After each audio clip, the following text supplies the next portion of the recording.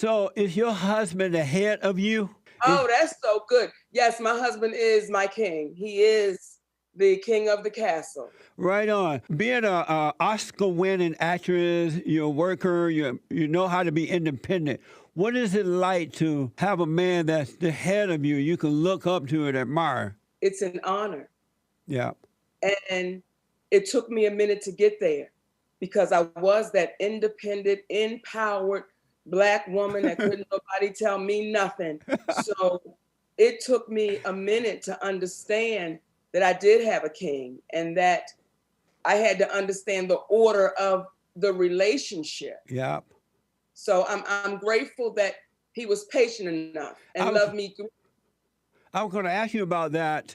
How did he deal with that when you were on the ego trip before you were able to let the ego go and follow the order of God? Well, we've been best friends since 10th grade, since we Nice. were 14 years old. So we were best friends before we were anything. And he's the one person that can have a conversation with me that most cannot because he's been knowing me since I was a little girl. Yes. So he was able to talk to his friend.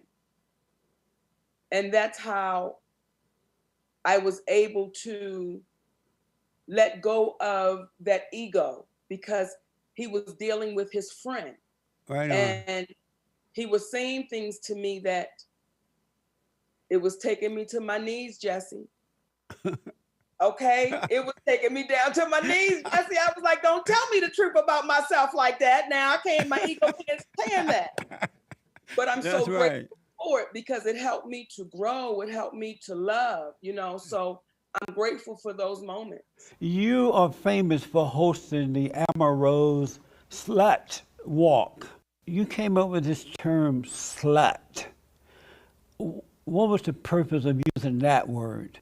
Basically, it's really what people think about you. It's not really actually what they know, right? So I could, I went through a divorce and then I started dating after that. And it's like, well, if going out on a date with a guy makes me a slut, then that's just what I'm going to be. I don't think going out on a date makes you a slut, but having sex with different men makes you a slut. Well, what does it make you if you have sex with different women? A slut maker. A slut maker. It's amazing. The merch is amazing. It's amazing. It's amazing. The merch is amazing. Subscribe now. Come back. Do you want to be interviewed? Amazing. Well, they gone.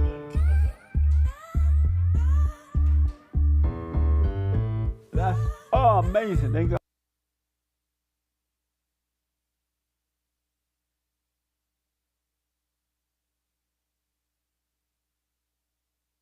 I have books that are amazing. I highly recommend you get them. 7 Guaranteed Steps to Spiritual, Family, and Financial Success Guide. Even if you're not starting a business, but you have a job, or you're on welfare, it can help you if you do. Be doers of the word, all right? From rage to responsibility. From rage. That's what I write about in the first chapter, especially how I overcame. Scam. How the Black leadership exploits Black Americans. They are using them, and Blacks are too willing.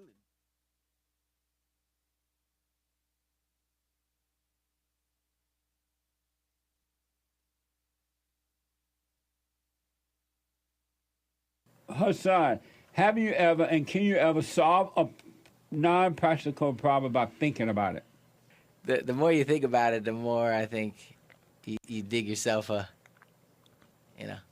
dig yourself deeper.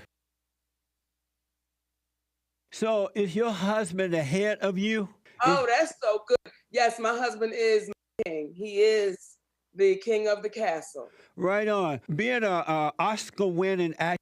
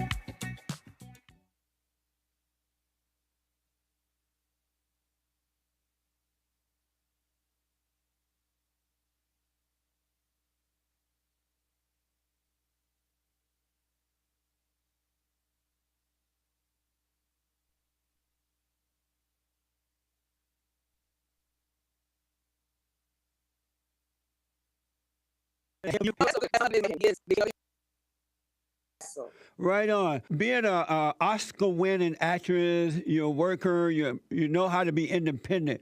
What is it like to have a man that's the head of you, you can look up to and admire? It's an honor. Yeah. And it took me a minute to get there because I was that independent, empowered Black woman that couldn't nobody tell me nothing. So it took me a minute to understand that I did have a king and that I had to understand the order of the relationship. Yeah. So I'm grateful that he was patient enough and loved me through. I was going to ask you about that.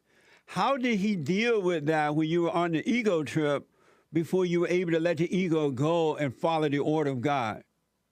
Well, we've been best friends since 10th grade, since we were 14 years old. So we were best friends before we were anything. And he's the one person that can have a conversation with me that most cannot because he's been knowing me since I was a little girl. Yes. So he was able to talk to his friend. And that's how I was able to let go of that ego because he was dealing with his friend.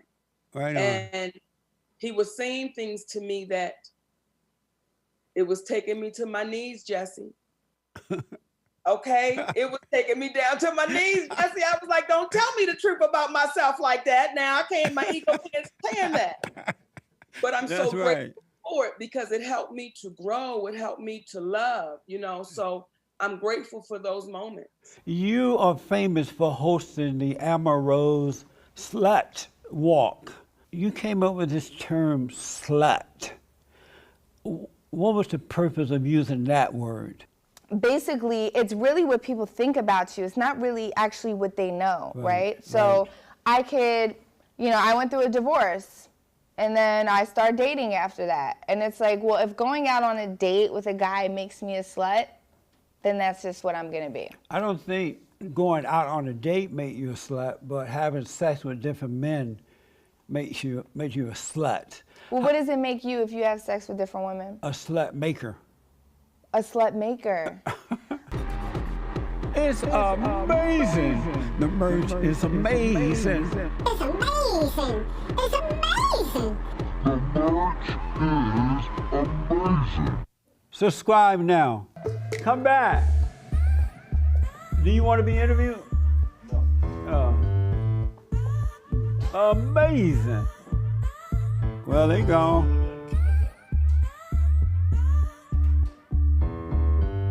That's amazing. They gone. They walked away.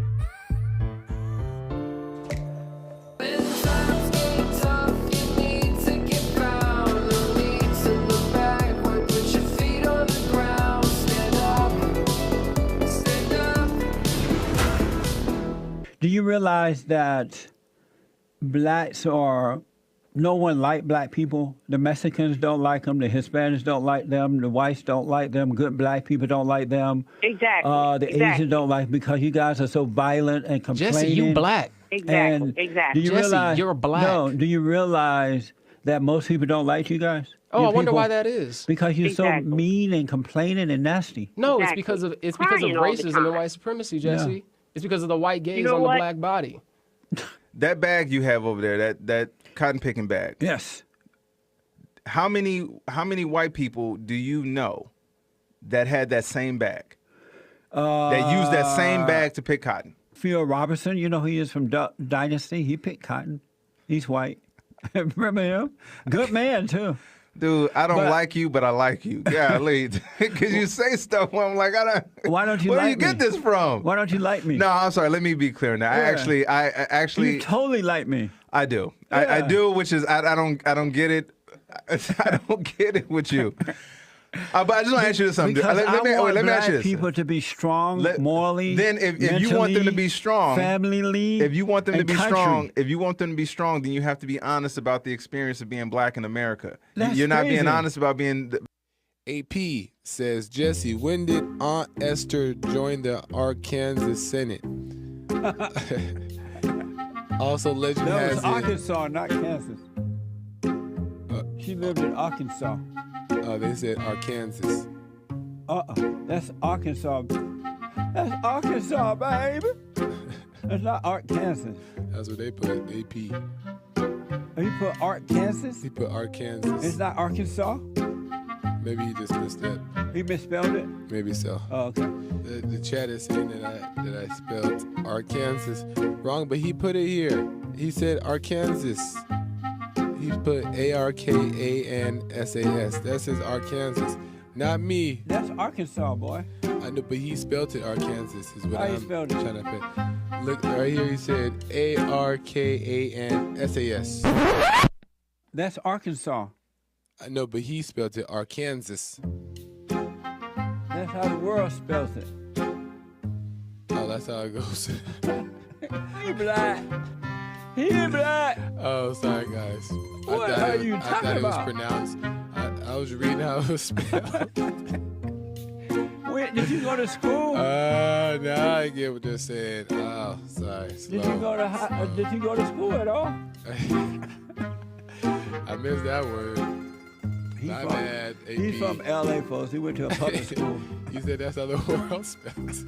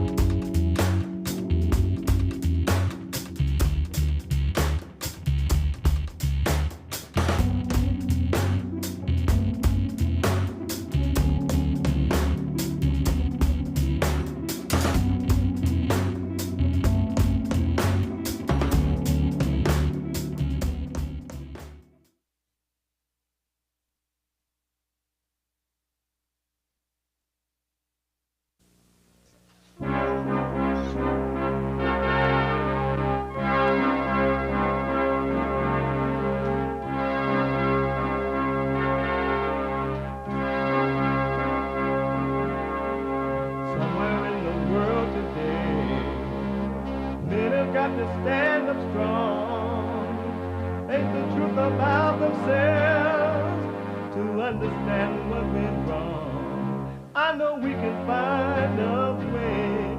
I know we can find a way. I know we can find a way to stand up, stand up, stand up. Uniting the races with truth instead of uniting them with lies. We're also rebuilding the family by rebuilding the man. I'm Jesse Lee Peterson. Good morning. Welcome to the show. It's Wednesday again. Believe it or not, it's Wednesday again. Amazing. You can get involved by calling 888-7753-773. 888-77-JESSE. We are uniting the races with truth instead of dividing them with lies. I forgot. Amazing. Thank you. So you can get involved by calling 888-7753-773. My biblical question.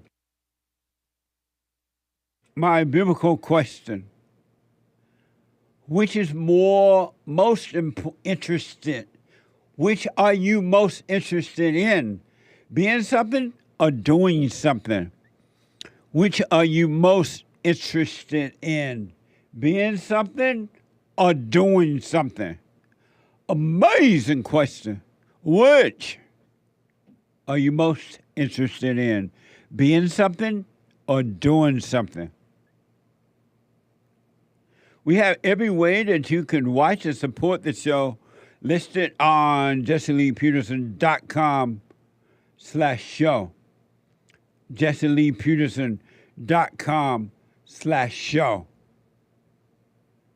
And if you're out and about protesting at New York University, up in Oregon and San Francisco and around the country, you're protesting because you have hatred in your heart, or you are on your way to work, or you're about to go and do a smash and grab, or you're over at Thrifty's about to do some stealing, you could be listening to the show by calling the listen line on your iPhone or iPad. And once you've done all your stealing stuff and you're at home adding up to how much you stole, you can podcast the show as well. Isn't that amazing?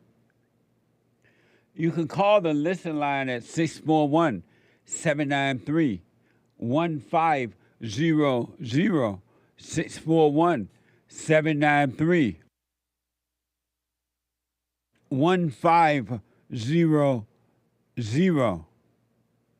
Amazing. And to donate and have your comments read out loud, go to buymeacoffee.com. Buymeacoffee.com/JLP Talk. Buymeacoffee.com/JLP Talk. Amazing.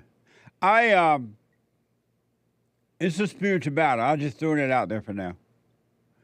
And I can see that the world, that my country, and not just my country, but the world, I always put my country first, America first, right?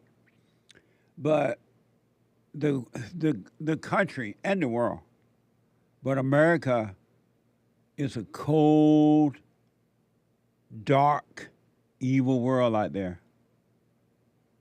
It is evil. I didn't know how evil it was, but it is evil.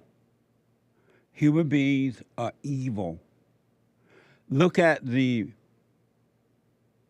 suffering and punishment that human beings bring upon themselves as individuals, and then what they inflict upon others. And the others doesn't have to be a stranger other. It could be someone that's close to you. Your children, your parents, your husband, your wife, your so-called friends, workers, anyone. The government do it to one another in government.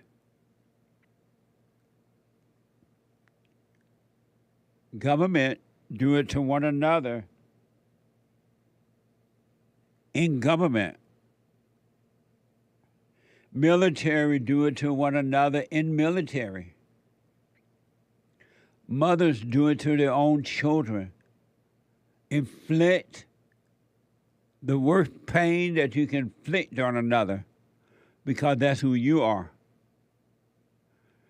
What you are is what you're putting out. And it's a dark, cold, evil, destructive world out there. It's amazing to see it. And the interesting thing about it, they don't see, most people don't see. They see, now other people see that things are mean and others are mean, but they don't see how and why it is happening. It's a dog-eat-dog world on this earth. It is the Old Testament. And if you continue to live in it and be of it, you haven't seen the hell that not only are you going to bring upon yourself, but upon others. You have not seen it. You're not in control. It's amazing to me. It's mind-blowing. But in spite of all the darkness upon this earth, you could be in the light. And you would know you're in the light. Others may not know it, but you would know it. You would be at peace. And that's what it's talking about in the New Testament. And the one thing I notice about churches and preachers, both male and so-called female preachers, which isn't real, female preachers are not real, is that they encourage you, they teach you, they guide you into temptation, into darkness. They urge you to be of fear, and they urge you to be afraid of death, and they urge you and encourage you to see yourself as a sinner who, if you don't repent, you're on your way to hell. They teach you that by using the Bible. They teach you to always be in a state of fear. The church has put that upon you. The Pharisees. And they're all the Pharisees. Because they're teaching you that you're something that you're not. They're inflicting hell upon you. Your parents do it to you. Your so-called friends do it to you. Your Christian friends do it to you. The Christians do it to the Jews do it to the Palestinian do it to the whomever they hate, the Jews or whatever. It's an evil world out there. It's almost when you look out into the world, it looked like Christ never came. It looked like he didn't even come, but he did, and he settled the score. But you don't know about it because you won't look within. You won't work on you.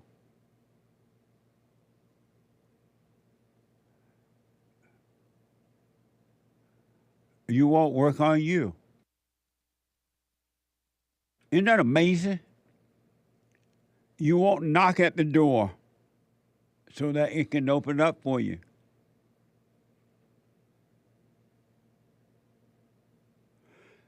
It's amazing. If you knock, the door will be open. If you question yourself, if you examine thyself, Because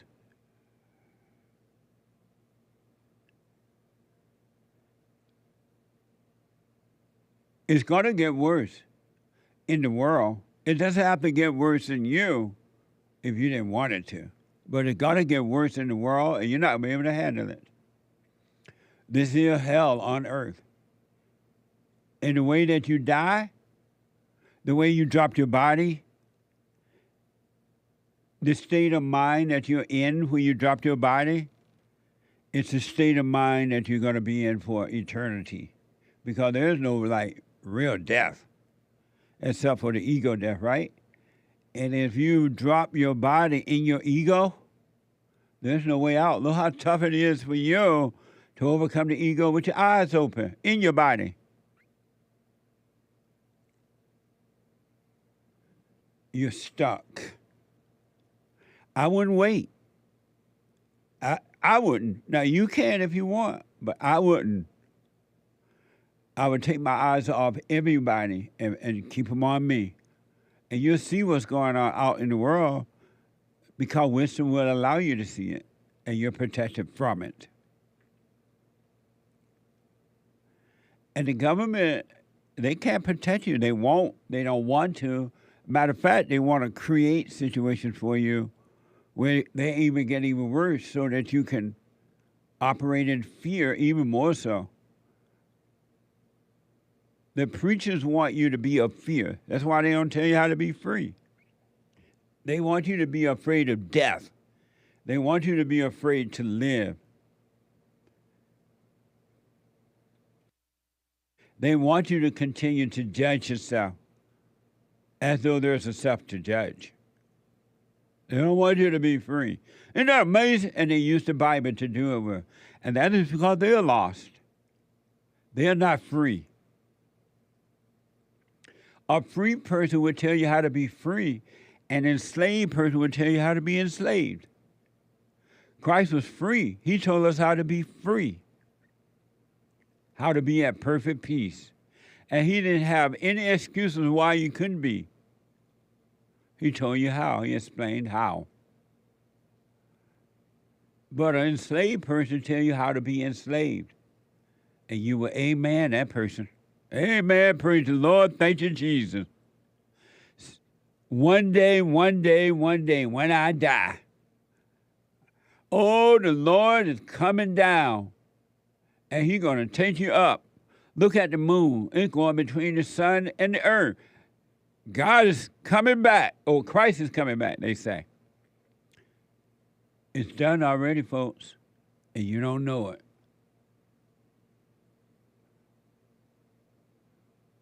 And they lied to you. They lied to the blacks, pretending that they care about the blacks, and they can care two hoops and a holler about the blacks. Egos can only care about egos. Why do you think mothers destroy their children, the man's children, by keeping them away from him? It's about mama. They don't care about you. They could give 2 cents about you. It's mama way or no way. Whether you cry about it, whether you want your father or not, it's mama way.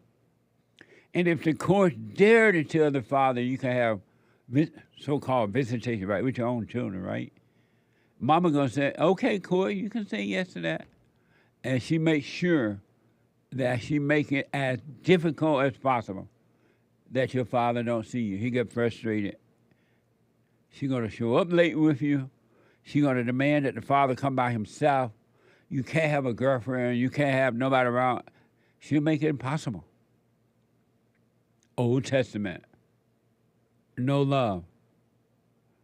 And to black folks around the world, and some of you are waking up, and I do recognize it, you got to pull away from the crowd if you want to be free. You're chasing a pipe dream by thinking that if you can just get all you can get from the white man and you can punish the white man, that you're going to be free. No, you're not. No, you Not going to be free. Nothing on this earth can free you. And the government lies to you in order to use you for votes or whatever thing they want from you.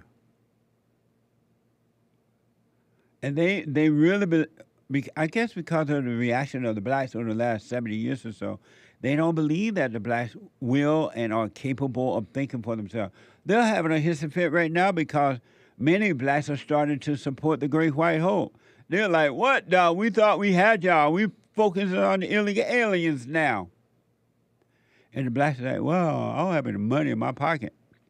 I don't have a job. What's going on here? MSNBC.com is reporting that Attorney General Merrick Garland's remark sounded like a desperate affirmation to people unimpressed with his work to support voting rights. Watch this from X. The right to vote is still under attack. And that is why the Justice Department is fighting back. That is why one of the first things I did when I came into office was to double the size of the voting section of the Civil Rights Division. That is why we are challenging efforts by states and jurisdictions to implement discriminatory, burdensome, and unnecessary restrictions on access to the ballot, including those related to mail-in voting, the use of drop boxes, and voter ID requirements. That is why we are working to block the adoption of discriminatory redistricting plans that dilute the vote of black voters and other voters of color. Amazing. Who invited him to that, look like an African church, I guess? Who invited him there to lie to the blacks like that about voting? Think about that. What was he thinking when he decided, for whatever, I'm going to go to the black, look like an African church, they dress like African, and tell them we got to fight for your right to vote. After all this time, as though black people don't have sense enough to know they can vote if they want, and they don't have to if they don't want. Go down to the polls, just vote.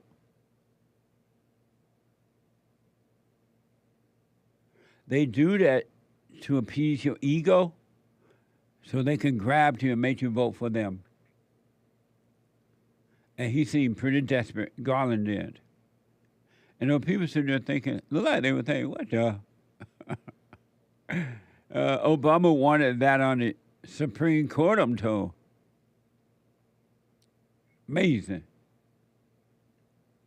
Grandpa, tell me about the good old days. When I become president, I'm going to turn back the hands of time. And if you don't own property, you cannot vote. I may still let the women vote. I might. I'm not sure.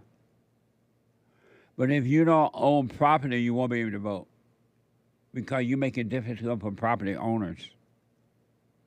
You have nothing to lose. Merrick Garland was Obama's last Supreme Court nominee. The Republican never approved him. Nice. Black people, the next time somebody come to your territory or wherever and tell you that you don't have a right to vote and they're going to have to do some more stuff to enhance your voting right and that the Republicans don't want you to vote, give them the finger. Just give them the finger and walk away.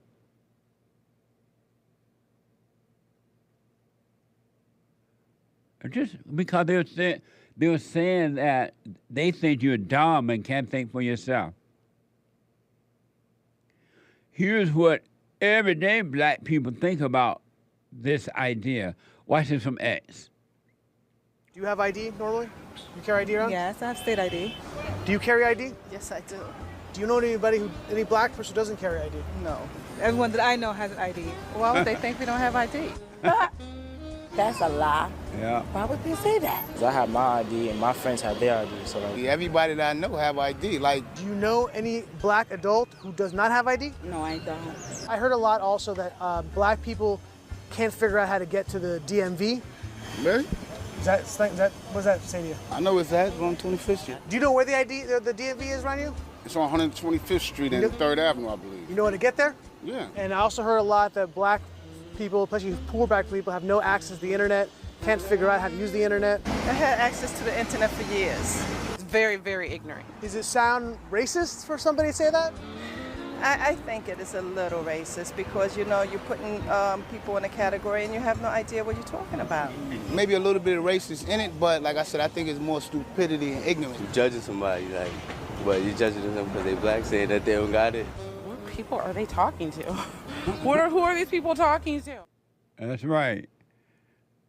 It's amazing how they can say that about the blacks and just say it. And in a place like that church, where it appeared to be a church, he can get away with saying it.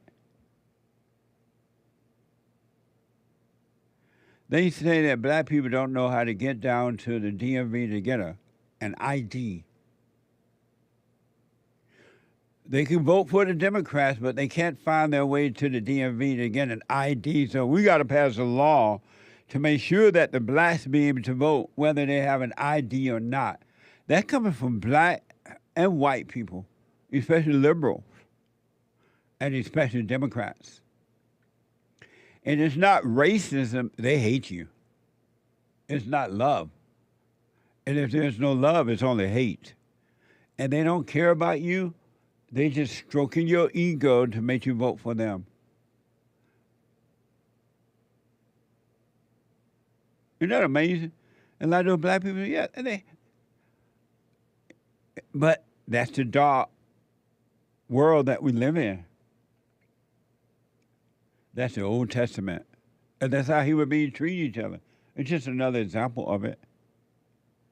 There is no love. There's only hate in the Old Testament. Whether you realize it or not, you're living in the Old Testament and you have not entered into the new one within. And that's why you're still suffering. That's why you're still suffering.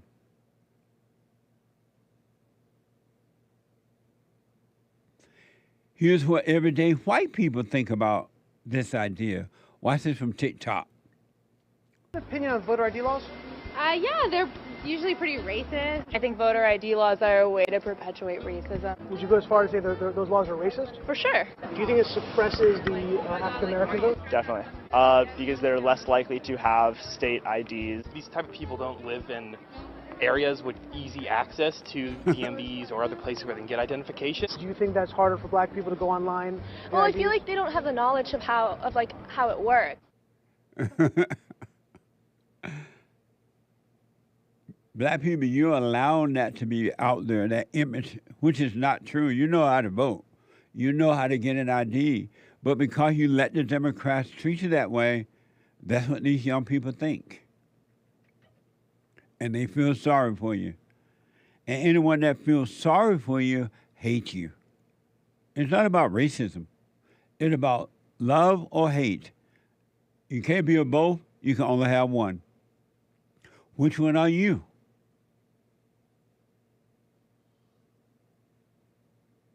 Which one are you? Are you of love or are you of hate?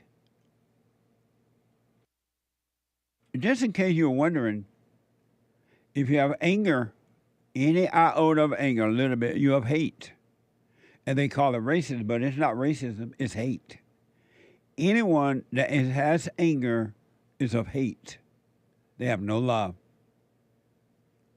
Zero love. Ain't no love in you. You're pure evil and pure nasty and have fear. You're overwhelmed with fear. I don't want to hear that you don't have fear. You do have fear. Anyone that has anger has fear. Anyone that has fear has anger. It's a spiritual battle.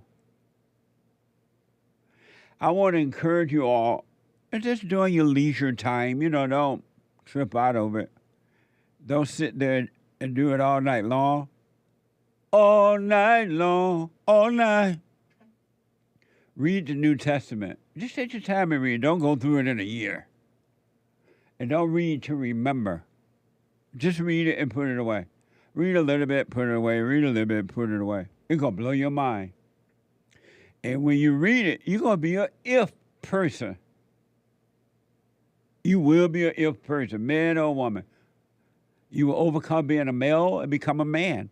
And you will overcome being a female and be a woman and become a woman. Isn't that amazing? If ever we needed you, Lord, we need you now. My America is dead. You can dig a hole and bury it. It's gone. Look how they're allowing the Allah Abba people in my country to say death to America and demand, and these some egghead people who have no idea what they're talking about or what they're doing. I saw a black woman protesting yesterday, and she was being interviewed, and she was like, from the ocean to the sea. Let me see, from the sea to the ocean. Something like that. And the man asked her, what sea? Which sea you wanted to go from to? What's ocean? She didn't even know. She went into like a daze. And she was like, what the? She didn't even know what she was chanting. She has no idea what sea or ocean she wanted to go from and to. Why don't you start thinking for yourself? What's wrong with that? Why don't you be an individual? Why don't you return to love?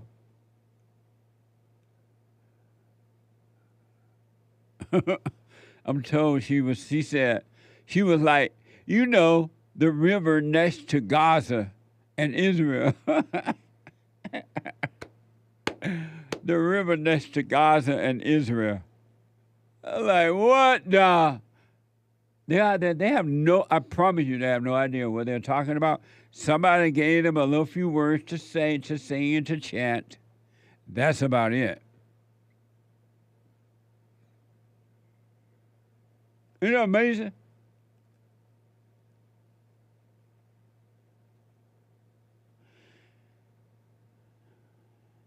If you don't know what you're talking about, why don't you just be quiet?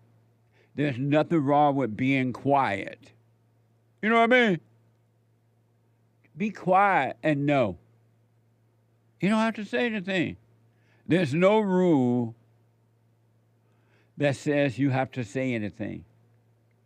Say something, I'm giving up on you. Say something. If you don't know what to say, stop talking. This is for bad friends. Bobby Lee gets a lesson on the history of slavery in Korea. Watch this from bad friends. But some societies, like Koreans, they might have a God complex, but they don't have a history of oppressing another group of people. Each other, right? Are you out of your mind? What the? What do you mean? You don't think Asians they didn't oppress? Koreans didn't have slaves. We didn't fly. Did Koreans have slaves? Yeah, Google that. Yeah, because I think that's. We were kidding about the Koreans. The longest unbroken chain of slavery of any society in history, spanning 1,500 years. That's not what it says. Zoom it in. My eyes are blurry. Go Zoom back, it in. Go Carlos. back. I want to read it. All right. Read it out loud, you piece of shit. Get close. All right. Korea had the longest unbroken chain of slavery of any society in history. Fuck, bro. Holy. I have books. If you don't know what to say, be quiet. Quick break. Back in a moment. Your phone calls and super chats. Steps to spiritual, family, and financial success guide. Even if you're not starting a business, but you have a job, or you're on welfare, it can help you if you do. Be doers of the word. All right. From rage to responsibility. From rage. That's what I write about in the first chapter, especially how I overcame. Scam. How the black leadership exploits black Americans. They are using them, and blacks are too willing to be used. And then my last book, The Antidote, Healing America from the Poison of Hate, Blame, and Victimhood. They are all amazing books, and they are helpful. Go to rebuildingtheman.com if you want an autographed copy, or call 800-411-2663.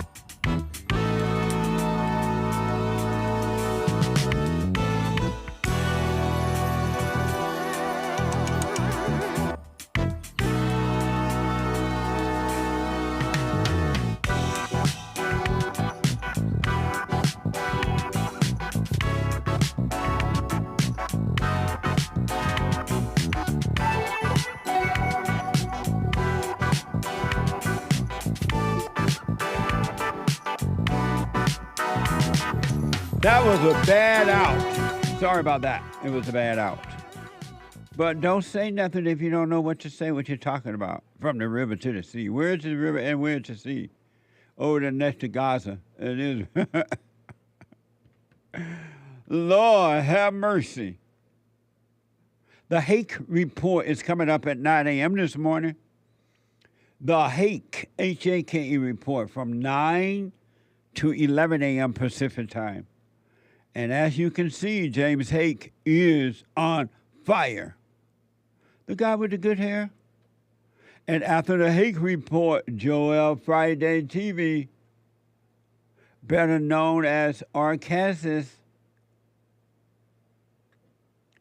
building and putting relationships back together again. Amazing. And after Joel Friday TV, the American anchor baby. He ain't an anchor baby for nothing.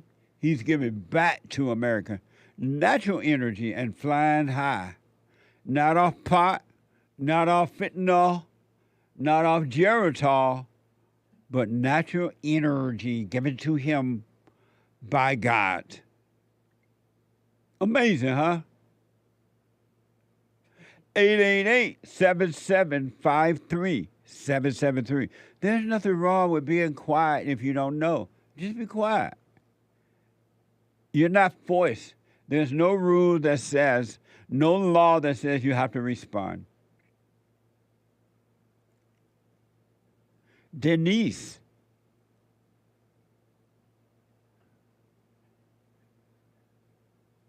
Yeah, be okay with just saying, I don't know. What the? Denise is a first-time caller out of California. Denise, welcome to the show. You're on the air. Hey, Jesse Lee. Hey, Denise. I am so ecstatic to be on here this morning. And I just want to say I agree with everything you're saying, literally. Like, everything you say, I literally agree. And I am a black woman in America. She black? Yes, I am. Amazing. Well, I appreciate and your call.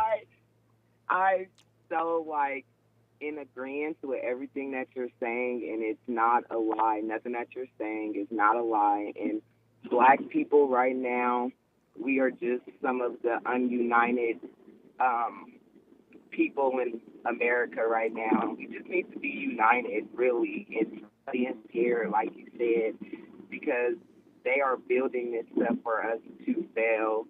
And I definitely believe that I am a Republican, so I definitely believe that the Democrats are lying to everyone, and I know for sure that they're setting everybody up for failure. Like, look at San Francisco, look at a lot of places, Los Angeles, look at a lot of these places, definitely in California, that the Democrats have a hold of, and it's just going to crap. Yeah. Literally. Yeah. Literally. So, yes, I do definitely believe everything that you're saying, and I love everybody. So they probably think I don't love them, but I really do love them. That is exactly why I just say what's on my mind. I am not afraid. I'm not afraid of not no one but God himself. And everyone is just lost right now. And everyone is using the government, using everyone. They're working, they're doing criminalized stuff, but they still scamming welfare, still scamming the government, but they're still not millionaires. I'm lost.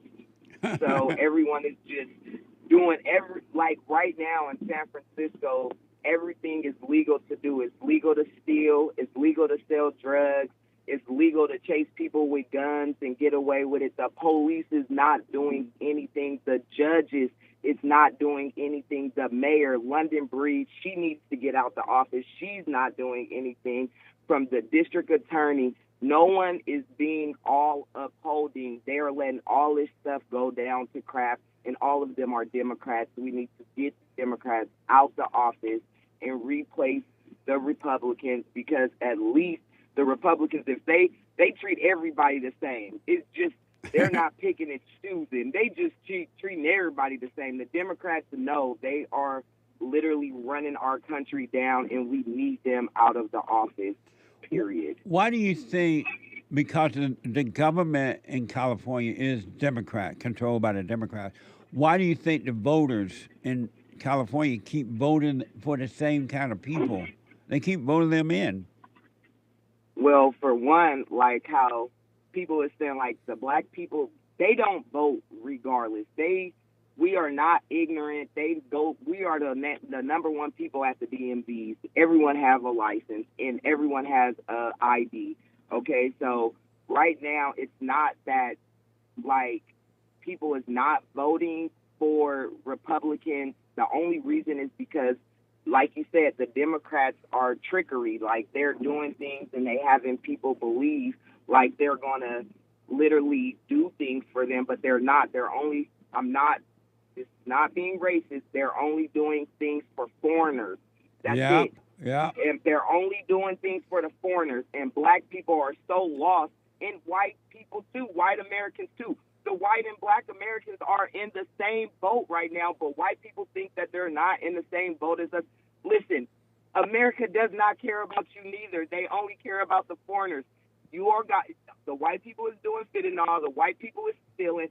I can show you on the San Francisco streets, it's more homeless white people. I've never grown up and even knew that it could be a homeless white person. Yeah. They're everywhere. That's right. They're everywhere. Yeah. So it's just not the black people. White people, wake up in America. They don't give a heck about you neither. You're done too. We're all in the same boat. If you're not a foreigner, if you're not from any kind of foreign nation, they don't care about you. They do not. And trust and believe the foreigners do not care about America. They want to get back just at America, just like America have took over all their colonies. They're coming back, setting up, and just sitting, waiting in place. Okay? Like, they do not care about this American United States at all. At all. They're the richest people here. They're getting more things than black people, and we still ain't got our reparations when we are the innovators of the whole United States. Where is my reparation? Where is the reparation? I'm waiting. 'Cause I'm waiting for it too. Amazing. Denise, thank you so much for your call. I appreciate it. Call me again, all right? All right, thank you. Amazing. Appreciate you, Denise. Amazing. 888-77-5377. She's right about that. If you don't wake up now, when? Is it Yorkie? Yoki, a first-time caller out of Florida. Yoki, welcome to the show. You're on the air. Good morning, Mr. Peterson. Thank you for having me. Yeah, I appreciate your call. A first-time caller from Miami. First-time caller from Florida. Welcome to the show. So I'm calling because I'm calling first as a child of God, turned back to Christ 15 years ago.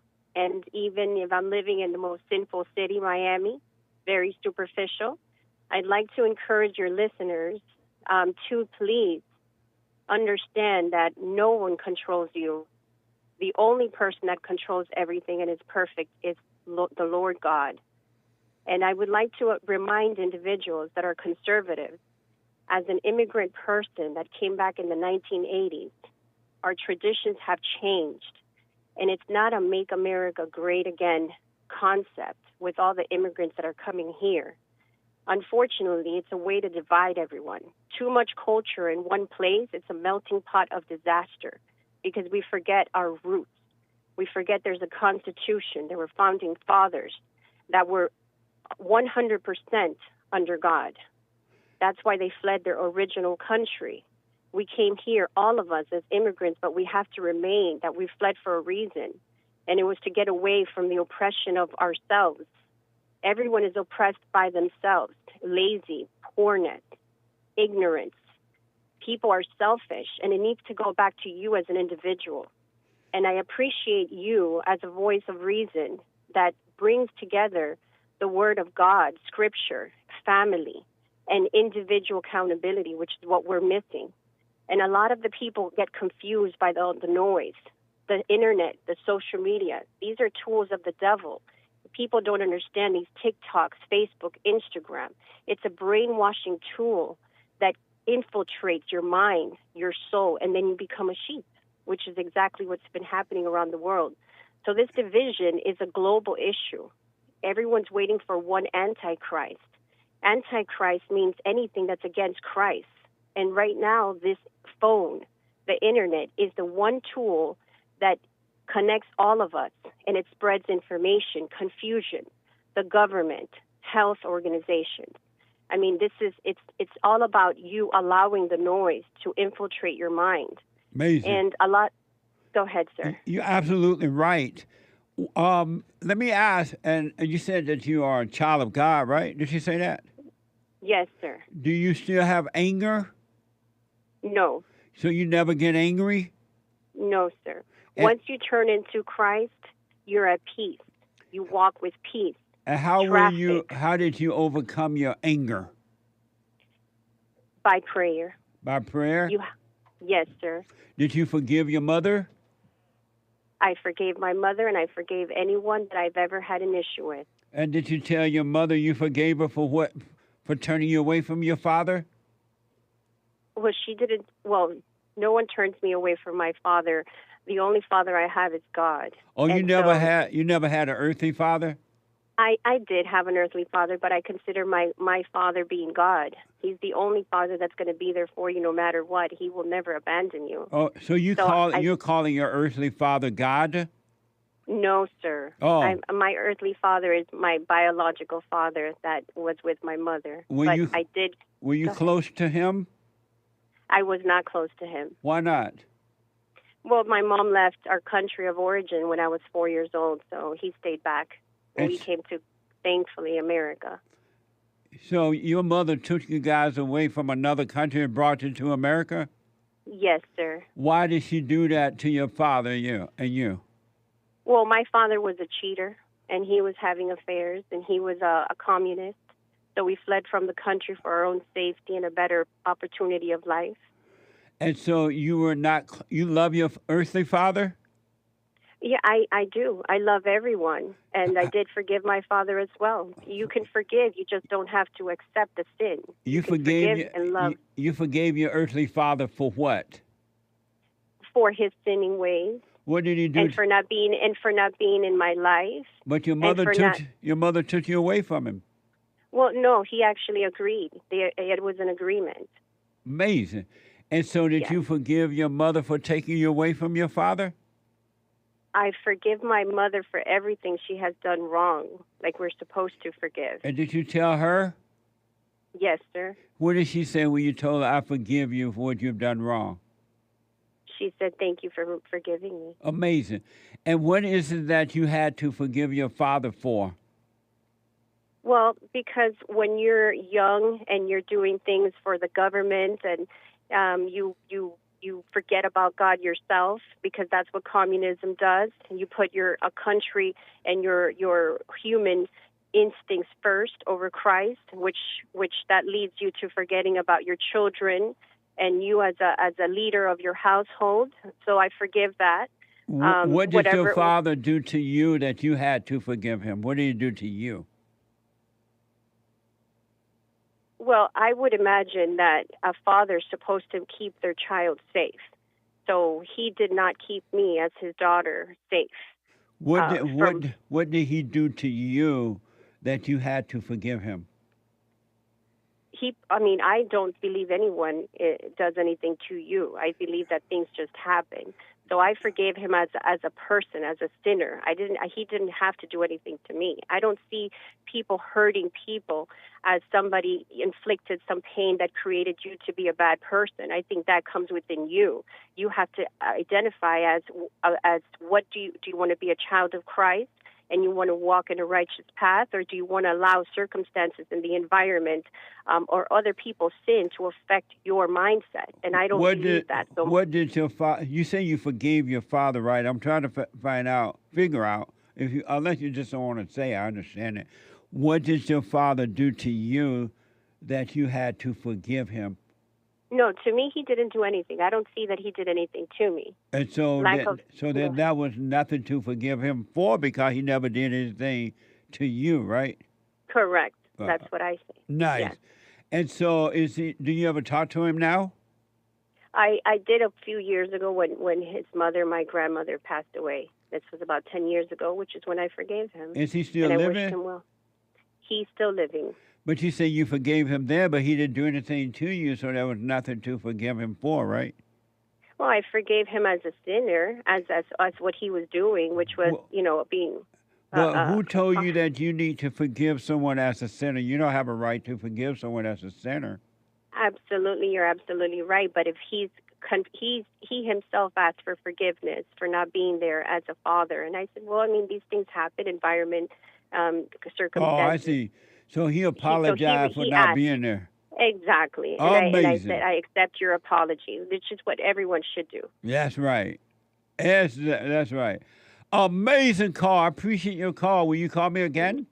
Absolutely. Thank you very much for what you're doing. You're a brave and courageous man, and God bless you for everything that you're doing. Before you run, are you supporting the Great White Hope? Oh, yes, sir. Absolutely. That's for another day if you like. I am a Latina woman after I'm a Christian person, single mother.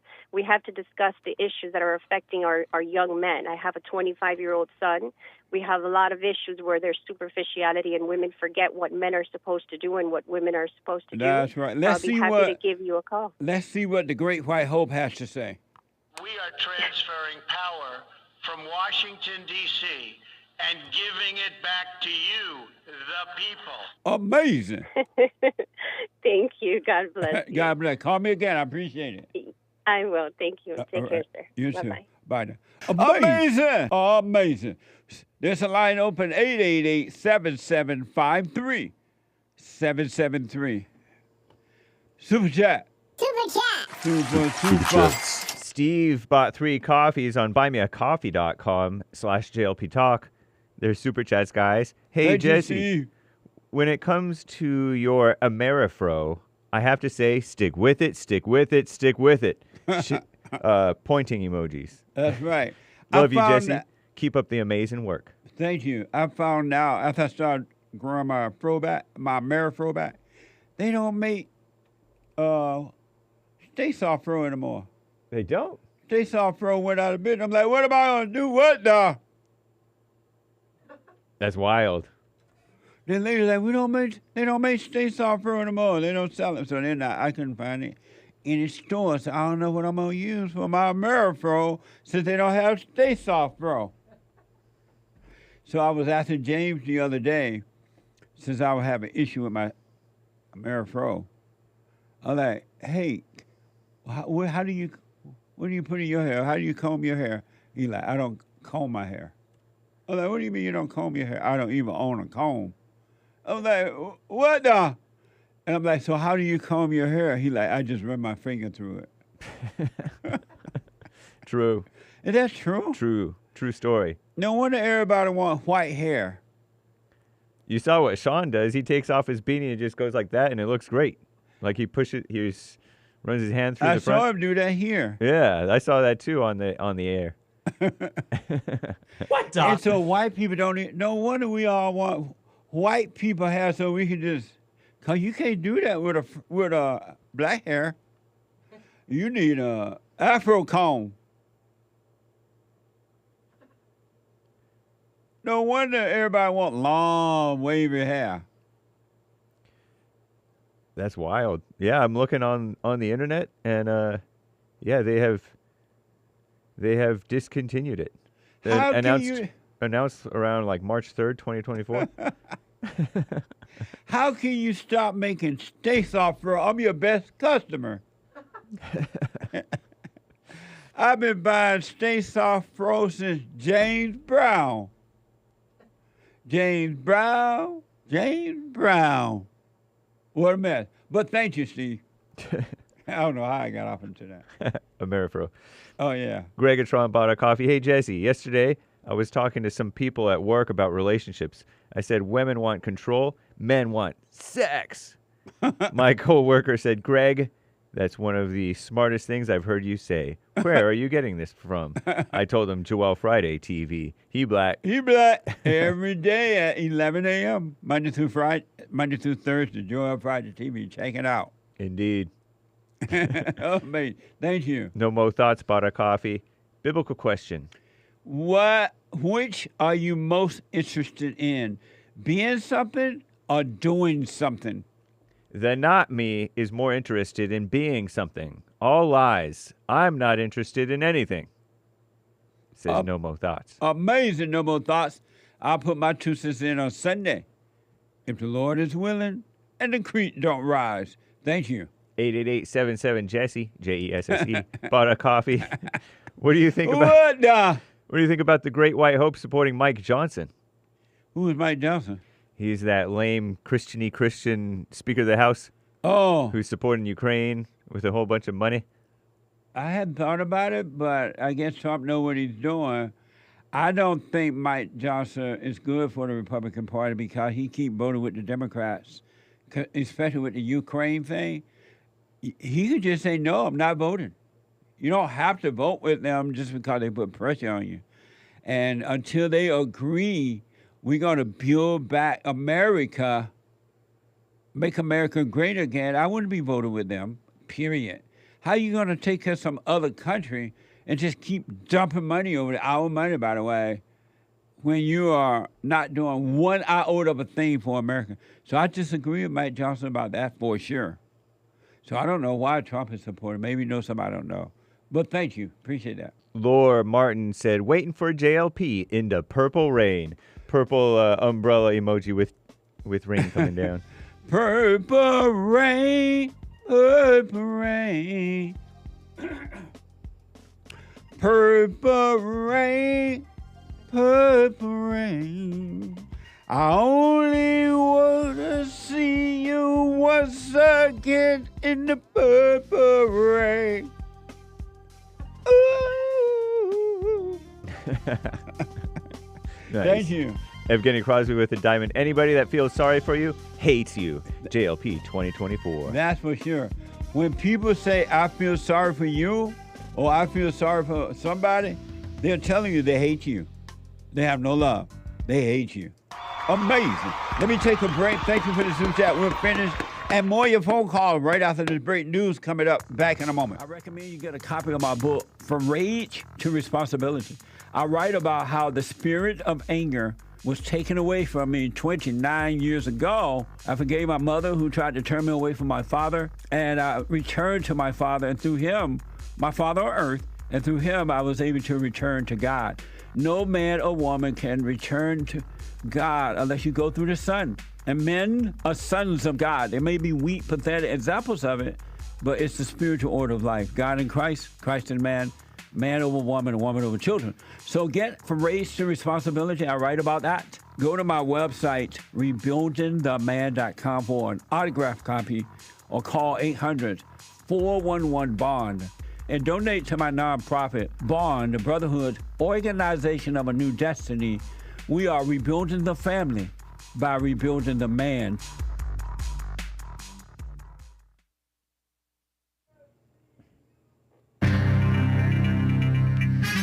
A whole lot of mess going on in the world. Crazy weather, like a dust bowl type of a thing over in Greece.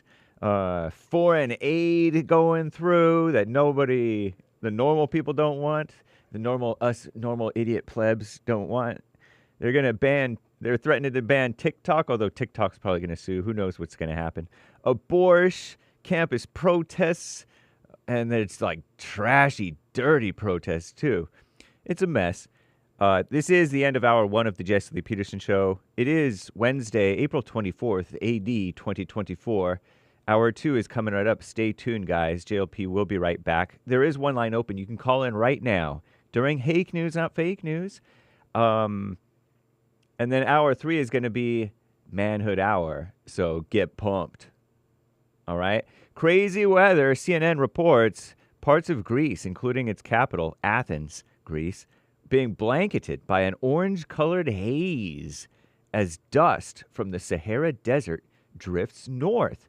Reminds me of what I heard about the Dust Bowl in America somewhere, right?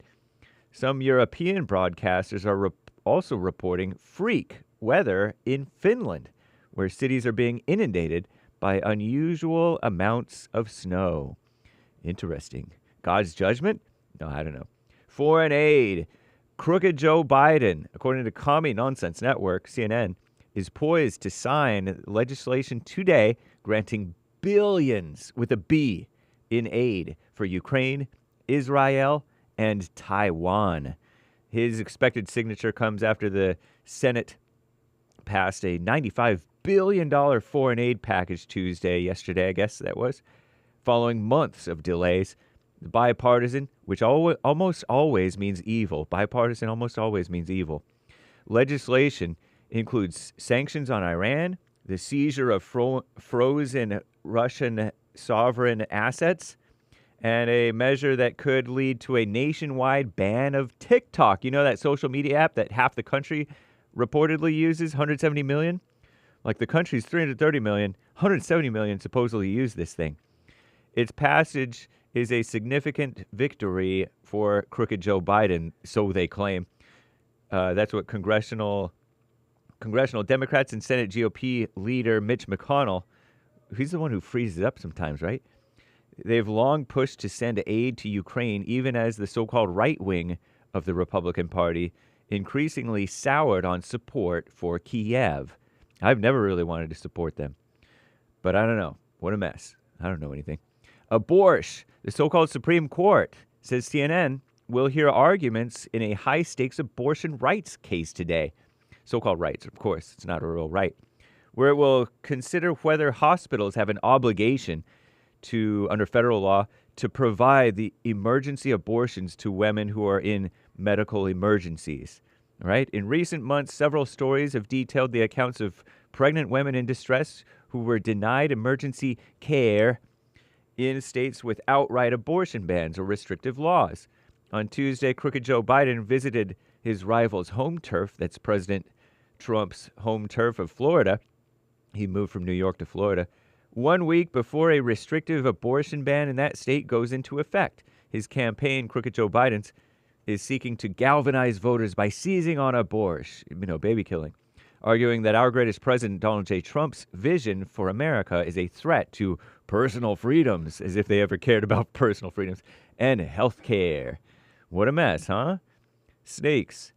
Campus protests. Columbia University said that they extended negotiations with student activists over dismantling the pro-Palestinian encampment. It looks trashy, like homeless. That has thrown its campus into days of turmoil. More than 80 tents at the school, still standing ahead of the deadline to clear the area late Tuesday night. Hundreds of people buzzed in and around the encampment. So House Speaker Mike Johnson, the Christian, the rhino guy, I call him a rhino, plans to visit the Jewish students at Columbia University today and hold a news conference, quote, regarding the troubling rise in virulent anti-Semitism. And he wrote that all in one word with no hyphen at America's college campuses, or his office did. So what a mess.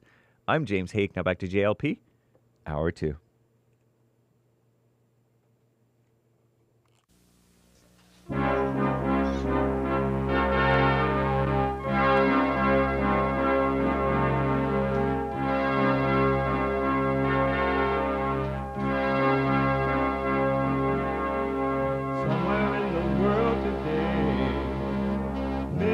to stand up strong, face the truth about themselves, to understand what went wrong. I know we can find a way.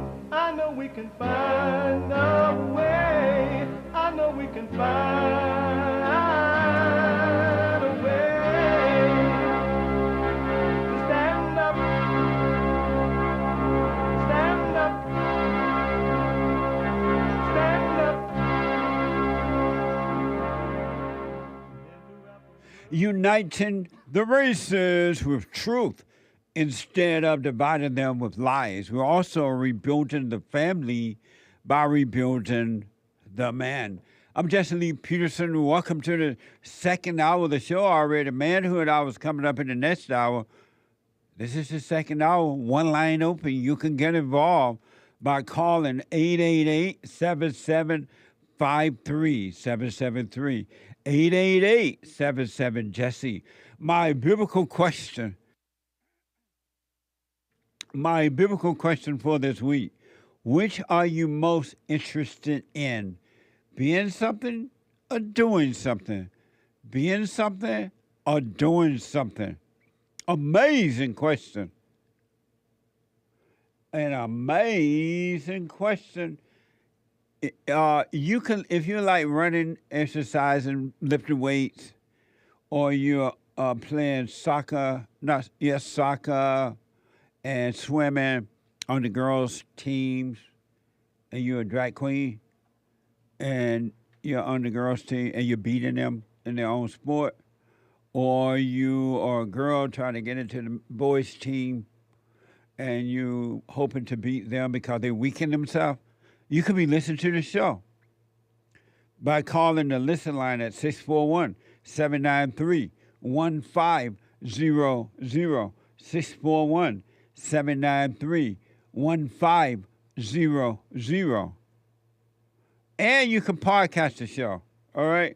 To donate and have your comments read out loud, go to buymeacoffee.com/JLP Talk.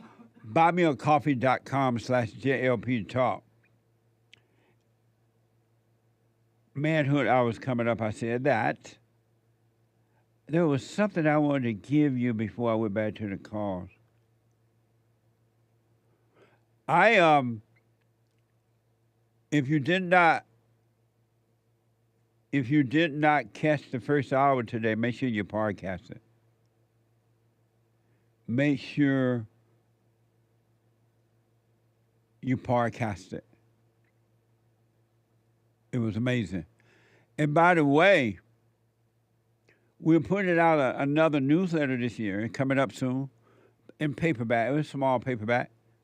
If you'd like to be on the mailing list and receive a copy of the newsletter, no cost, go to rebuildingtheman.com, rebuildingtheman.com, and list your address that you want the newsletter mailed to. rebuildingtheman.com/subscribe. Subscribe. All right? Or call 800-411-BOND, 800-411-BOND, and say, hey, I want a copy of that newsletter. And leave your address wherever you want to mail to, and we'll make sure you get a copy of it. It's an amazing newsletter. It is amazing newsletter. I spoke earlier about our dark and evil world, and especially now, America used to be the light of the world. Now we're the darkness of the world. Isn't that amazing? Went from light to darkness. I wonder why. I wonder why. And it's only going to get worse. And our government is making sure that it gets worse. They want the trouble upon the earth because they want to gain power and wealth. As a young lady just called from Florida, they want socialism. And they're working hard for that. Socialism is about controlling you. About controlling you. They want to control the people. That's what socialism is all about. You can't control a free person. You have to enslave them with anger in order to control them. It's going to get worse. I want to give you at least 2 examples of how it's going to get worse. Everybody know about this now, but just a reminder. ABC is reporting that a suspected intruder was arrested early Sunday morning after a break-in at the home of Los Angeles Mayor Karen Bass, according to the police. Watching from Fox.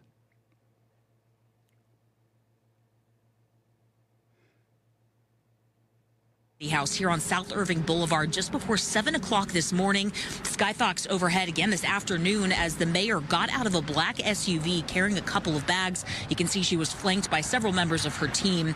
She walks through the driveway's gates, then across the courtyard area of the property. It looks like someone comforts her briefly before she walks inside the home. Now, you may remember Bass's home in Baldwin Vista was broken into back in September of 2022. She was still a congresswoman at that time. She was campaigning for her current role as mayor. Karen Bass, the mayor of Los Angeles, what a mess, right? I debated her before. A mess. She loved the homeless. Remember?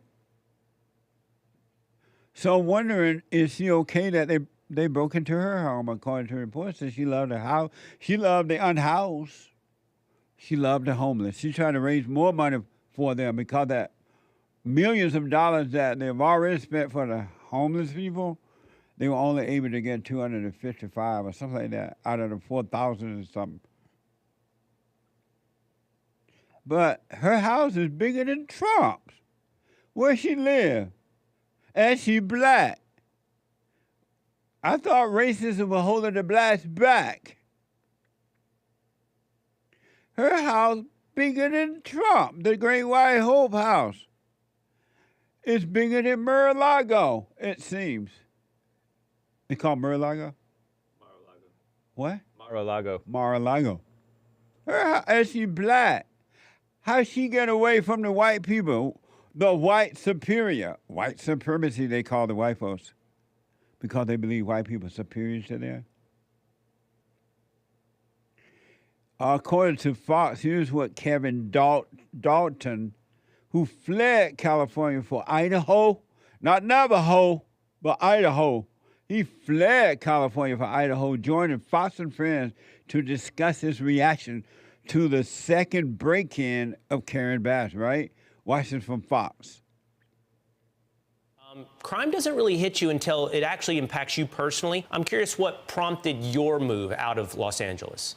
Well, it was watching Los Angeles deteriorate over the past 2 decades. There was no usable parks. There's no schools that are safe. There was no reason to continue to try to work so hard to give my son a great life in California. And we couldn't use parks. We had a gigantic park 2 blocks from our house that we could never step foot in because it was taken over by homeless people. And now you have a mayor who's constantly telling you crime is down. Well, this is the second time your house has been broken into. You tell us homelessness is getting taken care of, except we see the numbers and it's just thousands of people dying. Oh, try calling 911 for anything less than literally having a knife sticking out of your chest, and the LAPD is never going to show up. And it's not their fault. They are so overwhelmed with violent crime that if your house is broken into, if it's a property crime, good luck with them showing up. That's amazing. I never imagined, I moved out here in 68, and I never imagined that, 1968, I never imagined that. When I walked off the plane at 18 years old, I literally thought I walked into paradise. Beautiful palm trees, clean city. I never imagined it could get to that. I now understand human nature. Human nature is evil. All human nature is evil.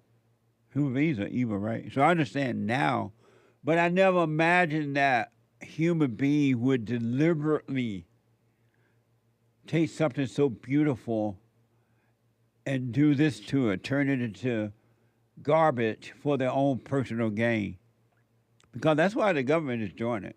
The representatives are doing it for personal gain. I don't know. It didn't crop on mine. I was blind and could not see.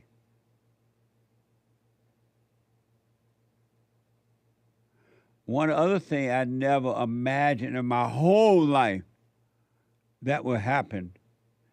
I remember a while back, we told you about in my country, America, that they were getting rid of the qualified air traffic control people, pilots, and things like that, and they were replacing them with unqualified black people based on affirmative action, but they had no experience in flying planes or air traffic controlling, and people are like, no, that's not true. That's not true. It's not affirmative action. They know what they're doing. I'm like, no, they don't. They don't know. And I never thought that they would put our life at risk in an airplane by putting people there that have no. Now, they put them in stores and in the post office and the bank. I kind of see that, but I don't agree with that either. But they have now taken away the qualified people, the ones that build the planes and work on the airplanes. I worked for the airport for a while, American Airlines, in my 20s. And I worked for them, and I made good money working for the airline. I was making buku money. I was working 2 jobs, by the way. I would work my day job at the hospital from 6 in the morning until like 3 or so. And then I would go out to LAX and work for American Airlines at night until midnight. And made buku money. I loved that job because all I had to do was when the airplane come in from wherever around the world, me and the team, my team and I would go on the plane, and my job was to put the magazines back into the back pocket of the seat. That's all I had to do. And I was making like, I don't remember exactly how much now, so if I misquote, I'm sorry. Something like $16, $18, $19, $20 an hour. And then I could fly anywhere in the world, first class at no cost. If we flew on a different airline, we just paid the taxes, but as long as I was on American Airline, we didn't have to pay a dime because we worked for American Airlines. I love that job. And Lord, here come Ronald Reagan. Because the airline went on strike and they wouldn't go back to work. And Ronald Reagan said, okay, you're not going back to work, you're fired. And he fired us. Where's he now? Where's Ronald Reagan now? I rest my case. But I never imagined that one day they would put our lives at risk to appease people of color and to feel good about themselves. They are deliberately, the government, doing this to keep us in fear. And I said, once that starts happening, it's going to be trouble in the sky. Trouble in the skyway. Well, lo and behold, apparently DEI is now running the runways. CBS is reporting. And a warning to American airline pilots. Their union, the Allied Pilot Association, says it's seeing a significant spike in safety and maintenance related problems in our operation. What do you think going to happen? You're hiring people that are not qualified. They're getting rid of all the qualified white people and put in the unqualified color people. What do you think going to happen? Maintenance is going to be bad. Look at the bank service now and the post office. Bad service. And then they so nasty, the workers are, you almost don't want to ask a second question.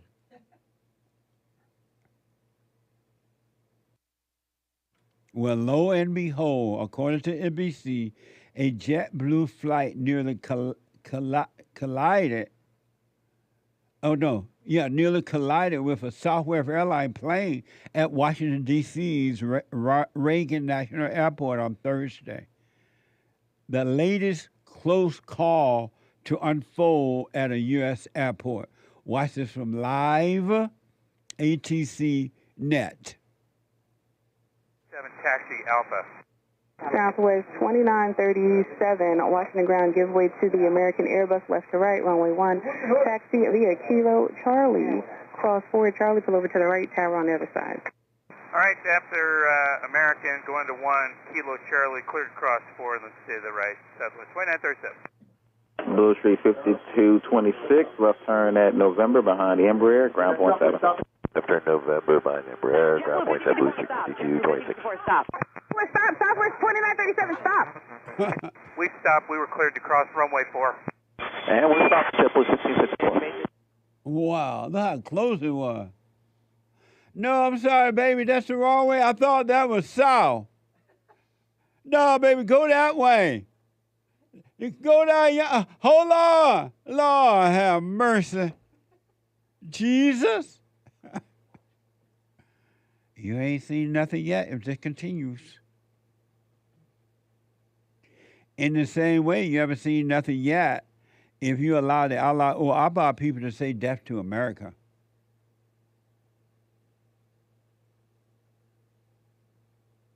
I want my country back. My country is no longer tears of thee. No, baby, that's the wrong way. Lord have mercy. I don't know how to read this here bold. I was looking out the window. I ain't seen no airplane coming. Hold on, Southwest. Hold on. Wait. JetBlue, don't go. Oh, Lord, don't go. Wait, Southwest.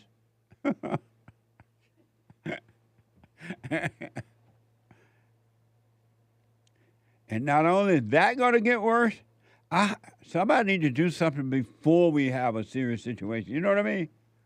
Can't you see it coming?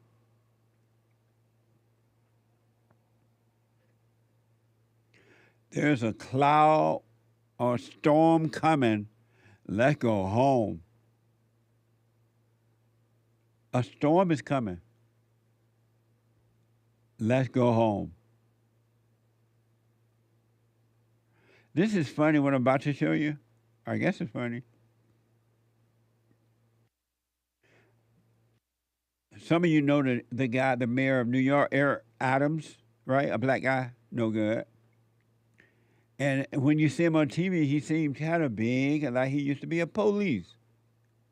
Well, Eric Adams was flying from back to New York, according to the report, and some woman got on the plane and saw him up there, and she started yelling at him. And I want you to, he looked like somebody let all the air out of him. He looked like a little weasel sitting in the seat. He looked like somebody inflated, like he was inflated, like all the air just went out. New York Post. A foul-mouthed flyer berated Mayor Eric Adams on a New York-bound airplane. Watch this from X.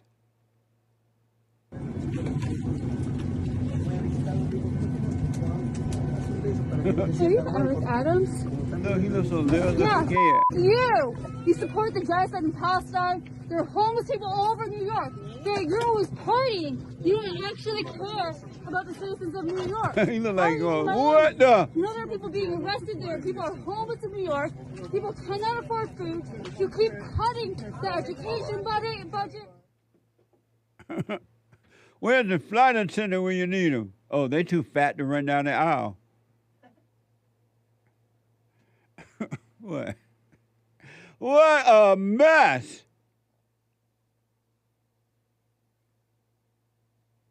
And he looked like he was kind of smiling because he thought the lady was going to be nice.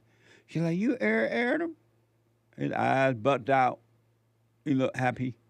And she like, thank God he had a bodyguard there, right? Do you have a bodyguard? Do you? He's protected, but you're not. And last but not least, the Allah Abba people, the Palestine people, getting out of control. Really. And the more you give, the more they want. And all these young people that protested,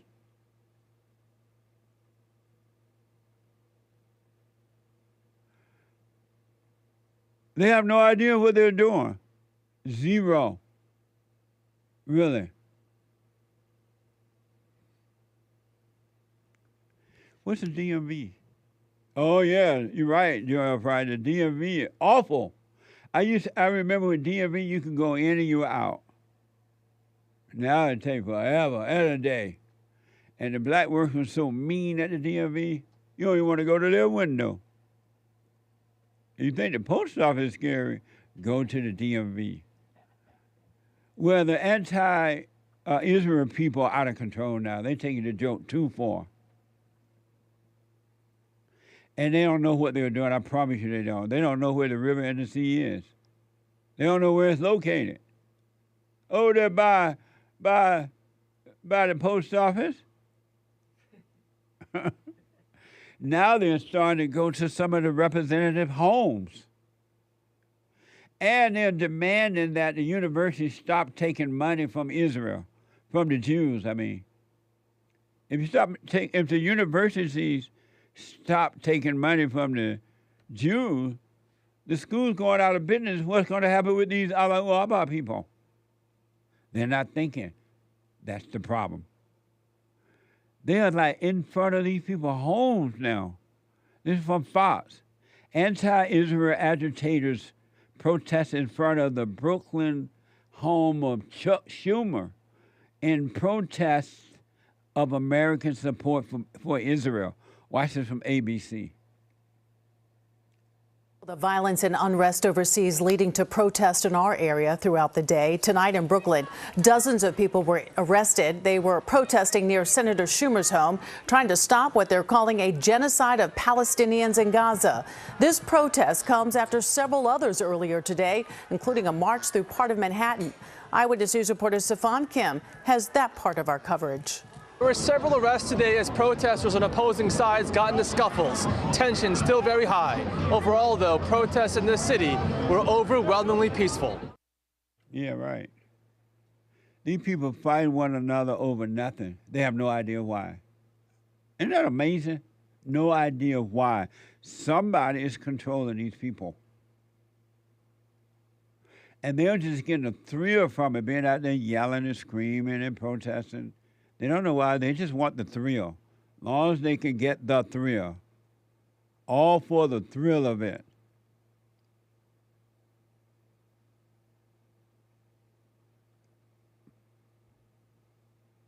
I want my country back. You must return to the Father. It's only going to get worse. 888-7753. 773, a spiritual battle. It's not physical. I promise you it's not physical. It ain't about color. It's not about male or female. It's spiritual. Good versus evil.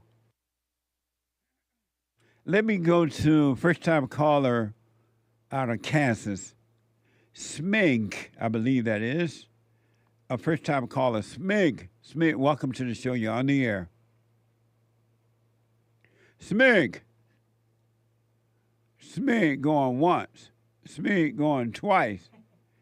Smig is gone. I'm going to let Sean just check it out because I think he's still there. Maybe just hit a little something. Let me go to, while we're working on Smig, first time call out of Texas. Sean out of Texas. Sean, welcome to the show. You're on the air. Thank you, sir. How are you doing today, Jesse? All this well, Sean. Thank you. Hey, Jesse, I had a question. I've been doing the silent prayer. I've been doing a lot of, I would say, cross-referencing mentally with my own interpretations or readings or understandings of the Bible. And when it came to the ego, I thought about, the knowledge of good and evil. And I thought, the ego is evil. Is it possible that the knowledge from the tree of good and evil, way back in the days of Adam, if that was sort of the installation process us sort of inheriting that evil, right? Because like we didn't know we were naked and all of that. I was wondering what your thoughts were on that. No, the knowledge of good and evil is evil. And we inherited evil nature because, well, the men got it because Adam listened to the woman, and the woman got it because Eve listened to the serpent. Had Adam not listened to the woman, we would still have the nature of the father. Gotcha. So what would you say the ego is? Is the nature of the devil is evil. It's just, is it more spiritual, you think? Absolutely.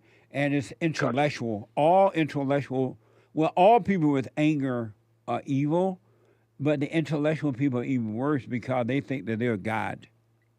Amen to that. But yeah, it that's is been my spiritual. experience too.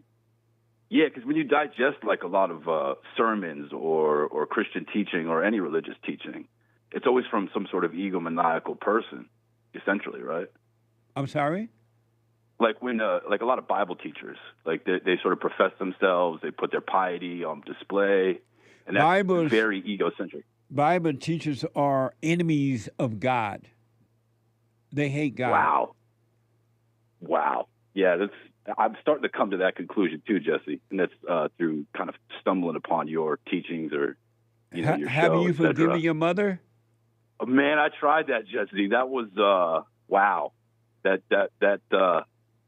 was interesting. I followed your process. I tried to call her and talk to her. She lives out of state. I'm from Massachusetts originally, and that's where she lives. But she wouldn't talk on the phone at length with me. Like when it got to anything that was real deep, she always keeps things superficial. I've always been the black sheep of the family or whatever the case is. She never really liked me because I always liked the truth. I don't hate her for that. It's just that's just kind of been the way it is. And I told her that. I just said, hey, look, I forgive you, and I laid it out. And she said she didn't need to apologize for anything. And then she started to insult me. I was like, oh, okay. And so were you able to forgive her? Internally, yes. And I professed the words, to her. Profess what words? And just that I forgave her for berating my father, for making him weak. Yeah. And that was certainly the experience. And did you forgive your father for not protecting you from her? I haven't talked to my dad on the phone I haven't talked to my dad in person since I was in 8th grade. Why He's is on my that? Facebook. Why is that? I don't know. He left. He got remarried. We saw him on the weekends for a little while, and then he just disappeared. It just, in the ethereal, he just slipped away. He called me before I went in the military to say, hey, good luck or whatever. Do you know how to get him? What's that? You said then he tried what? He tried to kind of reach out to me and my brothers, 10, 11 years ago, actually about 13 years ago, which, it had been, 20 plus years since I'd seen him. And, he apologized.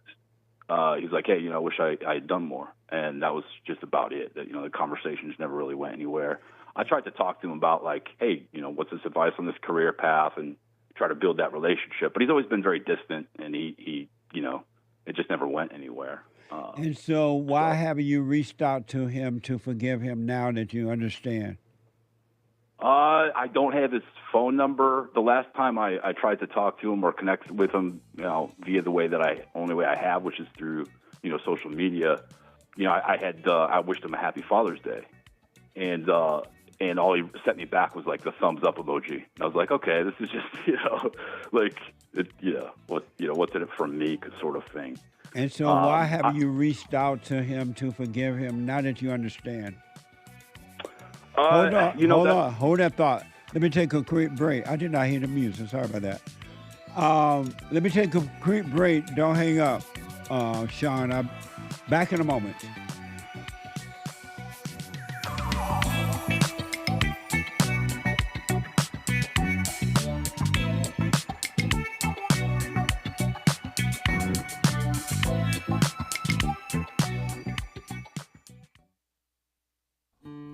We have a counseling service, and I have to admit, thanks to God, it is the best counseling service on this side of heaven.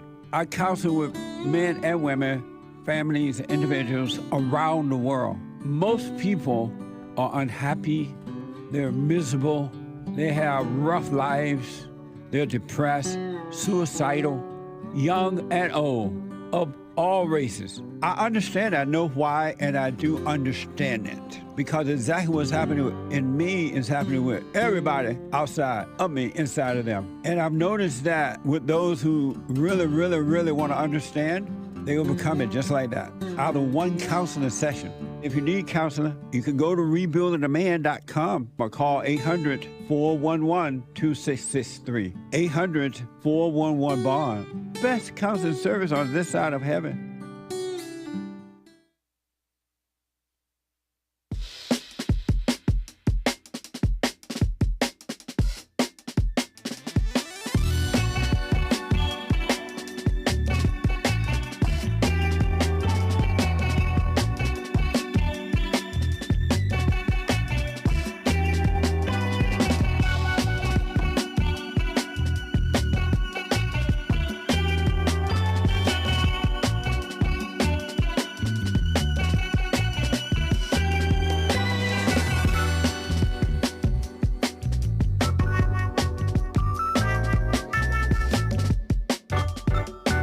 Okay, welcome back.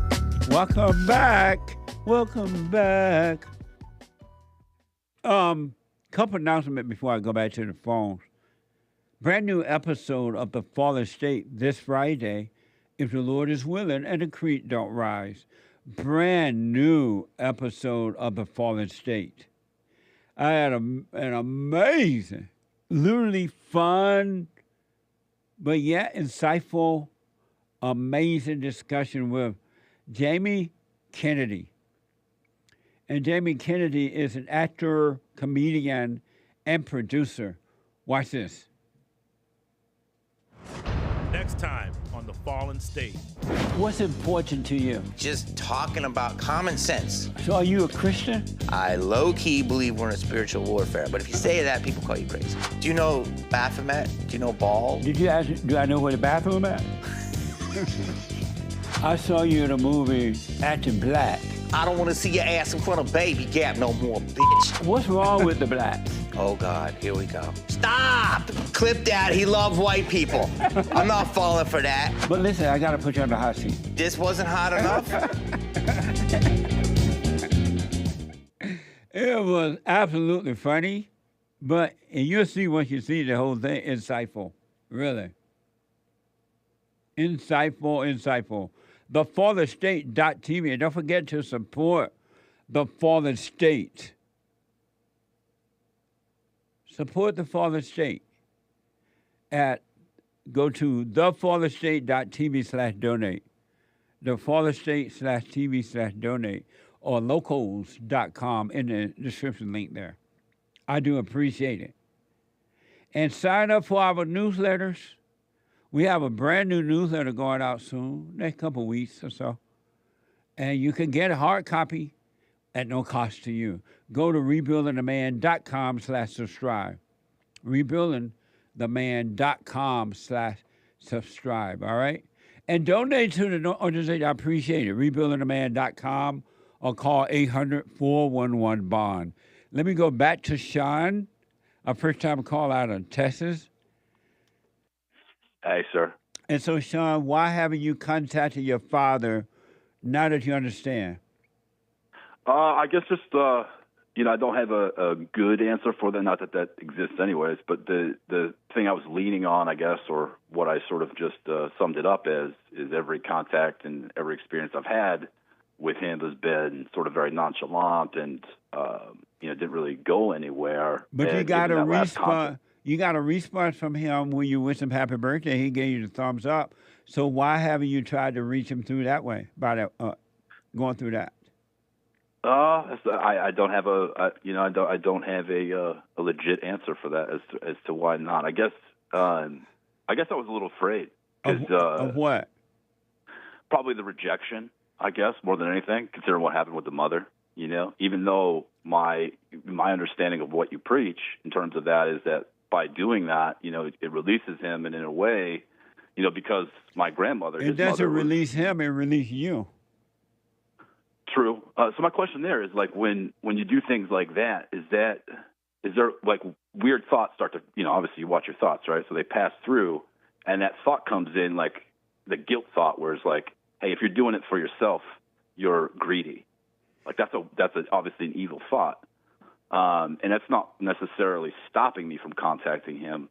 My question is on that, or my reason why I've paused on that and not calling or reached out to him, is because I don't know that it's good for me, like, to even bother with him, like, in that regard. Not that I don't loathe him, I don't hate him. I totally understand why he did what he did. My mom obviously, berated him, et cetera, emasculated him, all of these things.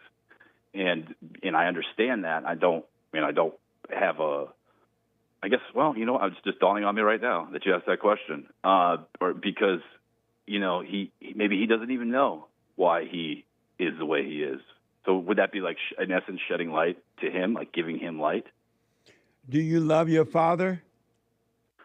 I can't say I love him. I don't even know him.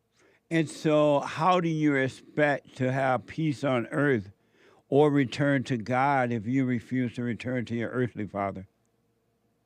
I don't have a good answer for that. I love my heavenly Father. I love Christ.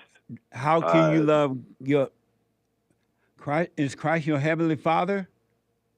Well, no. He's my heavenly brother, I suppose. Why do you say I love Christ, my heavenly Father?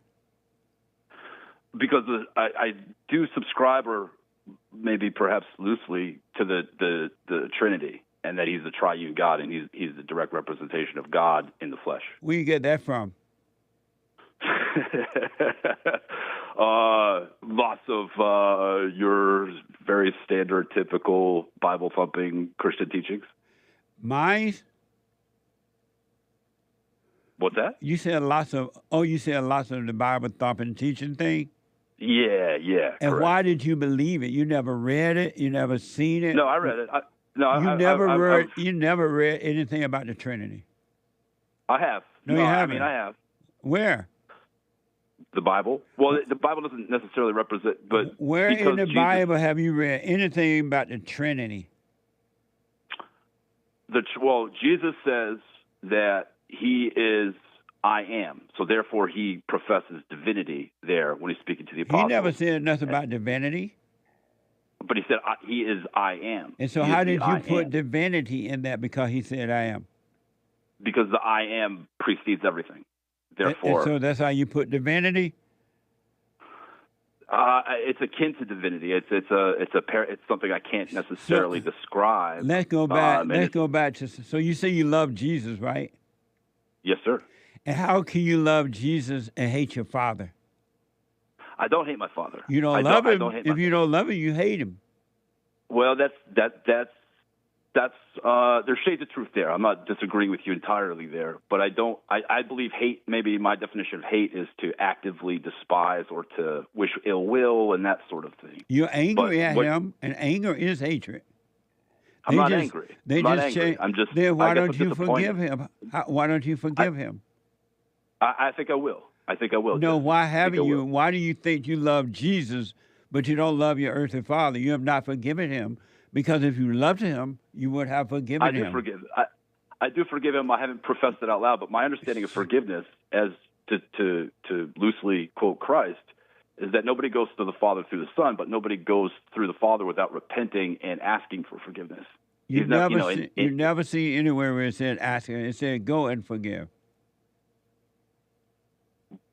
But it also says I can't remember if it's the end of Mark or it might even be at the end of John, where he says to the apostles, if you don't forgive people, then they're not forgiven. And so you're not forgiven because you have not forgiven your earthly father, and yet you claim you love Jesus. No.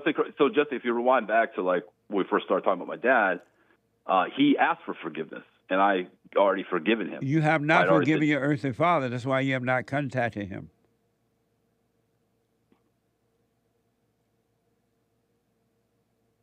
Possibly that's true. And your father cannot ask you for forgive, and you forgive. You can't forgive. Only God forgive.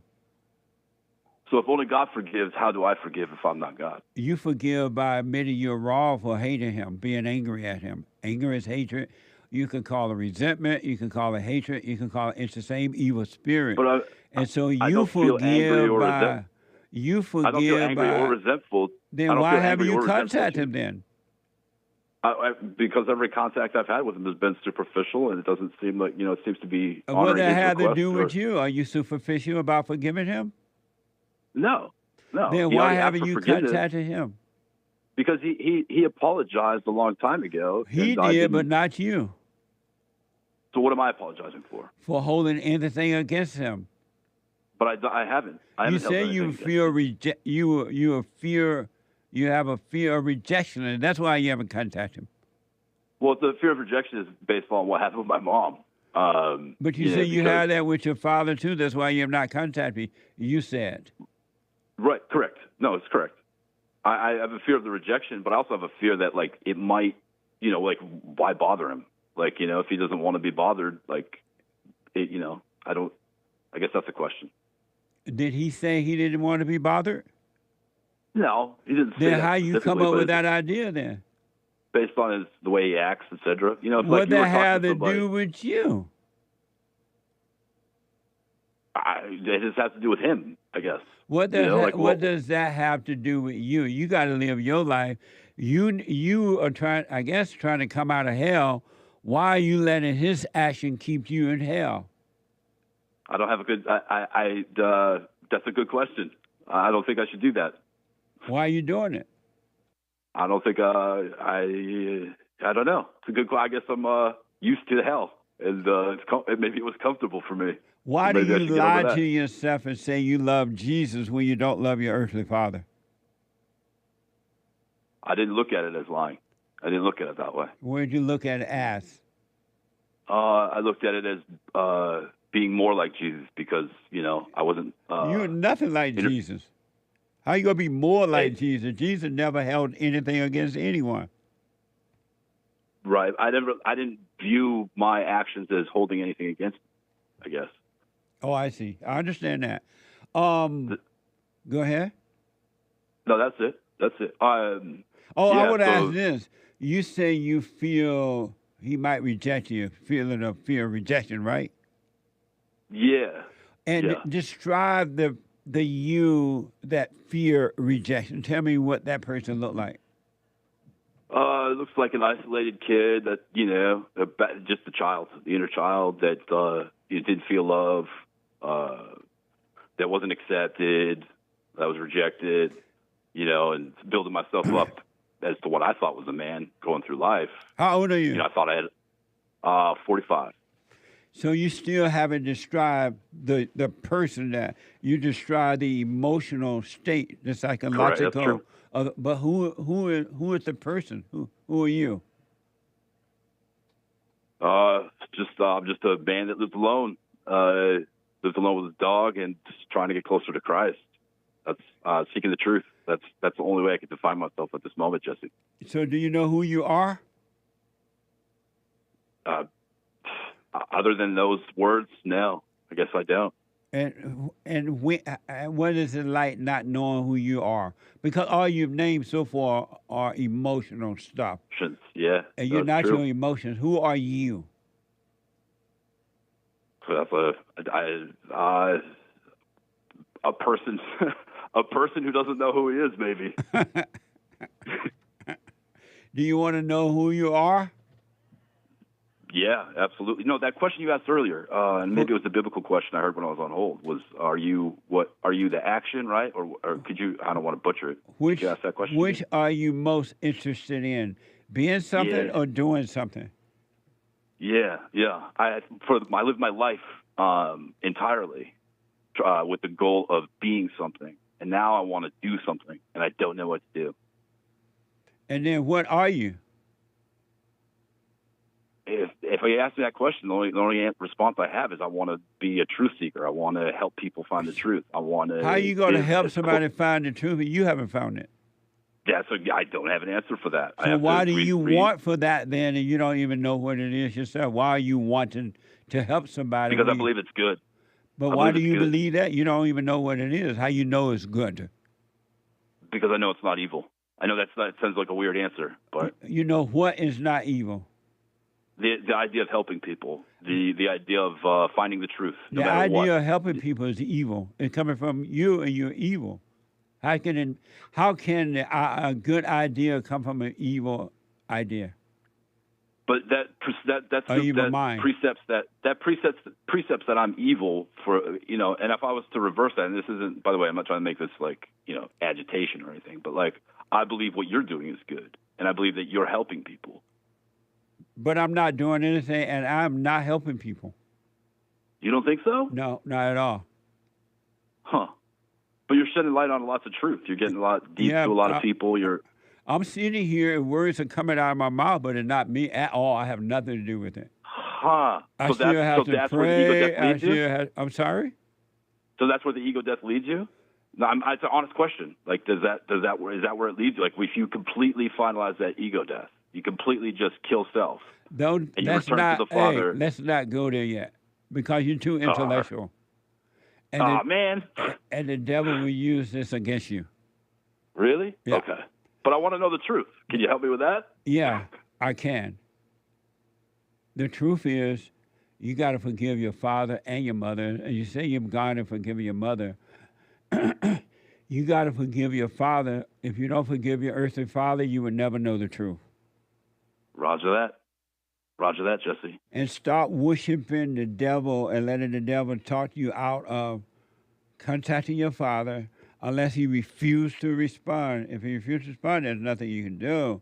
But you got to apologize to your father and your mother for resenting them.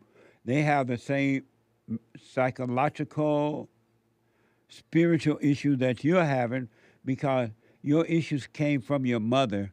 And you're thinking like her, you feel like her, that will make you understand that she could not help herself, just as you can't help yourself, and your father could not help himself. So if you want to know the truth, you're going to have to apologize for resenting them, being angry at them, so God can turn the light on inside of you. Roger that. Copy that, Jesse. Copy that. Are you doing the silent prayer? I am. I am. The first couple of times it was a little intense because it was like you're watching those thoughts and they just keep going and keep going and keep going and keep going. You just wait. Yeah, and then go ahead. No, you go ahead. No, go finish that point. Oh yeah, and then you start to. There's that part of you that starts to think like, or starts to kind of anticipate it. And then like it got to the point where I could only get into the spot where I wasn't thinking when I was watching your YouTube clip. And it's like, but don't try not to think. You just watch and let correct. That's let God take over the thinking part. He'll take that away from you. Yes, sir. Yes, sir. So do the silent prayer. Are you doing it morning and night? No, I haven't been habitual about it. Amazing. So you're not ready to come out of your hell yet? I feel like I'm ready now. You have a family? I do not. Recently divorced. I have a dog. You don't have any children? No, sir. So you divorced your wife and married a dog? No, sir. She divorced me, and I got to keep the dog. Oh. Why? Are you able to say why she divorced you? God, I'm willing to share it. I don't know how much No, time you don't got. share your personal business if you don't want to. But I can tell you I'm not why scared. already. I'm not scared. I can tell you why. Go ahead. Beta. You think so? Uh-huh. You couldn't have her. You became the boy and she became the mama. Perhaps there's some shade to that. I think there's some struggles with alcohol involved in that. And I don't mean to insult her by saying that or to gossip, but I had a hard time with her not being able to keep her word. That's why I left the state. She was supposed to come with me, but she couldn't surrender her family, I guess. I don't know if her family talked her out of it or what. Well, I'm glad you didn't have any children with her. I'm not sure if I'm supposed to take that as an insult or words of encouragement, Jesse. No, I'm glad you didn't have any children with her because you would be suffering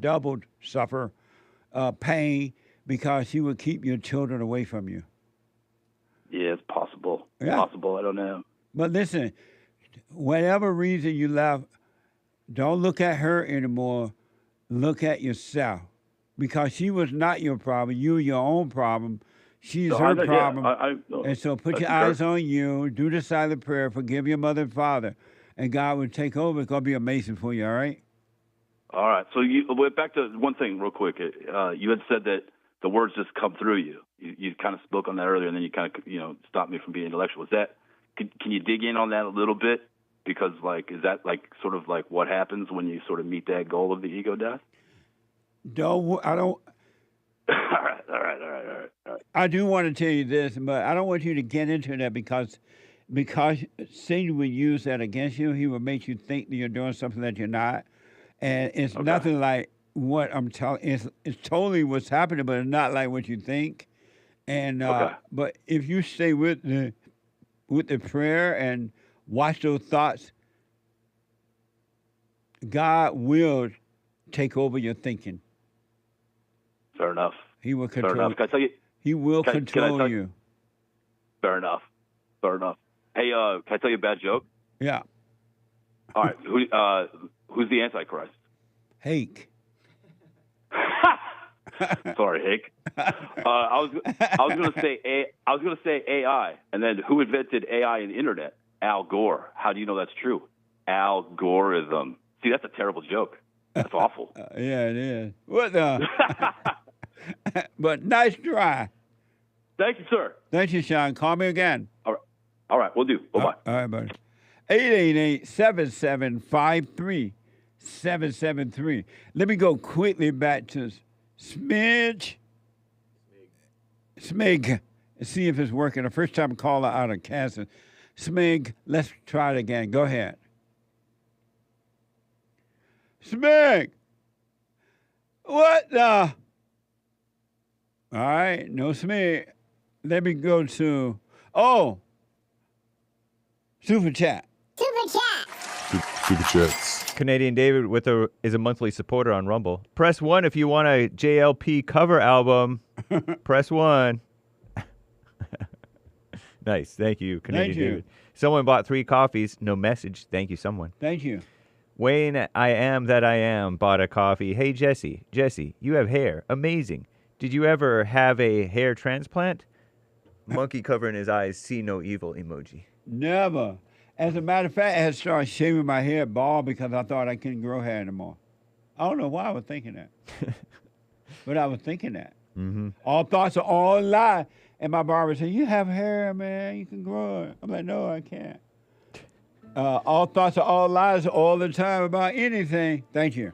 Come on, man. Coffee from Jitsu James. Hey, Hake. Next time JLP sings a song, if you know the lyrics, can y'all duet? Really need to hear y'all sing some a cappella together from the heart one day. Musical notes emojis, mic emoji, laughing face with tears coming out, and a sideways laughing face, scrunched eyes with tears coming out emojis. He can't sing. Whatever. I can sing. It doesn't mean that I can sing well, but I can sing. But I don't know the lyrics to a lot of your songs. But thank you for the suggestion. Thank you. But he can't sing. Whatever. But shut up. Whoa. Thank you so much. Quick break. 1 more hour to go. Back in a moment. I just want to say thank you for everything that you do. You've absolutely changed my life for the positive, and I just want to thank you. I was 29-year-old beta, living at home with my mom, and just was living in fear and in doubt, and I couldn't hold down a job, and then I found you, and I started listening, and I started just being more at peace, and I forgave my mom, and I forgave my father, and it's like right after that, everything just changed in my life, and I was able to get a good job, and I moved out, and I live on my own now, and everything has just changed, and I just want to say thank you, and I appreciate you for spreading that message. It really is a positive message. Amazing. That's good, man. I want people to know God loves us in ways that there are no words to express because you have nothing to compare it to, right? Stay with the silent prayer. You haven't seen anything yet.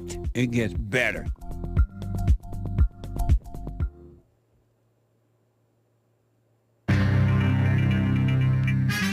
The FBI is going to pay out $165 million to like 100 or more USA Gymnastics Larry Nassar victims. Armed teachers in Tennessee, libs hate it. They don't want pro-gun solutions. And the American Lung Association is pushing unhealthy air propaganda and grading different cities, including Los Angeles. Is there or is there not bird flu in the milk? The FDA and headlines are confusing, leaving Hake unsure. This is the end of hour 2 of the Jesse Lee Peterson Show. It's Wednesday, April 24th, AD 2024. The lines are full, guys. Manhood hour is coming right up. JLP will be right back. But first, Hake News, not fake news. After the Jesse Lee Peterson Show, do catch the Hake Report. And then after that, catch Joel Friday TV. And then after that, American Anchor Baby. Okay? Do it. If you like. Poor gymnastics girls getting like now they're young ladies, getting like $100,000 each.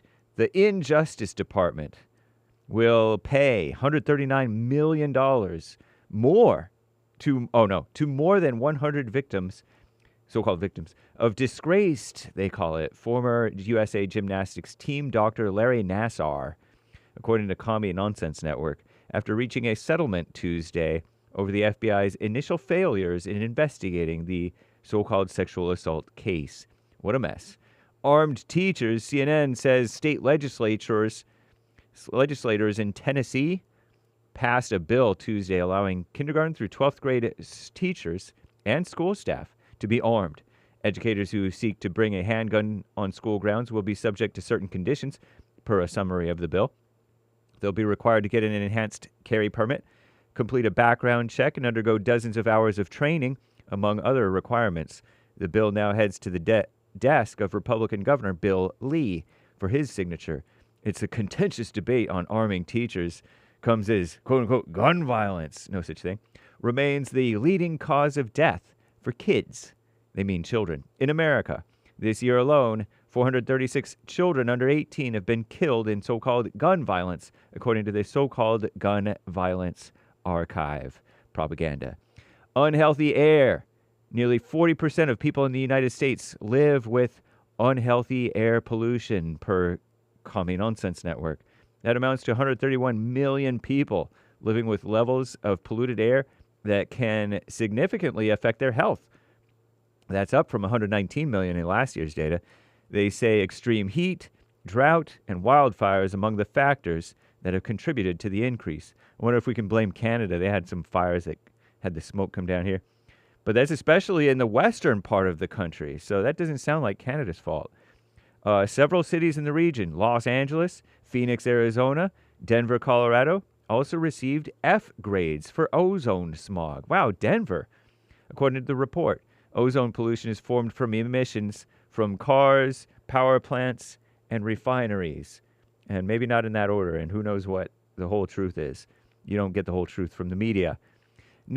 Is there bird flu in the milk? Is there or is there not? Quote, we have seen nothing that would change our assessment that the commercial milk supply is safe. That's what the FDA stated Tuesday, that they detected viral particles of H5N1 bird viruses in milk purchased at U.S. grocery stores. However, the agency still believes pasteurized milk is safe to drink because it is unlikely that the particles could infect people. Unlikely.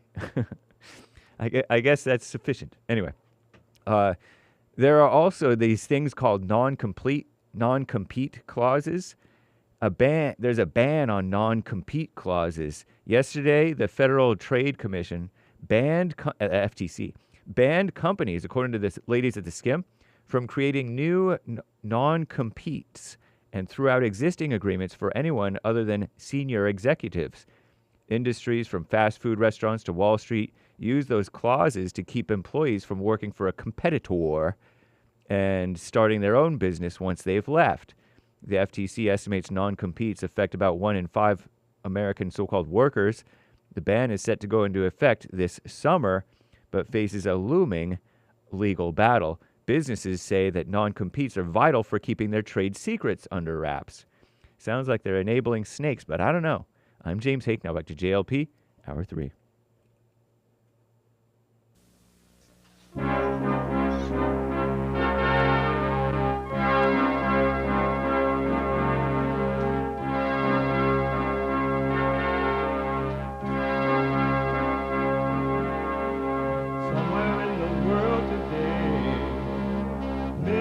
and to stand up strong. Think the truth about themselves to understand what went wrong. I know we can find a way. I know we can find a way. I know we can find a way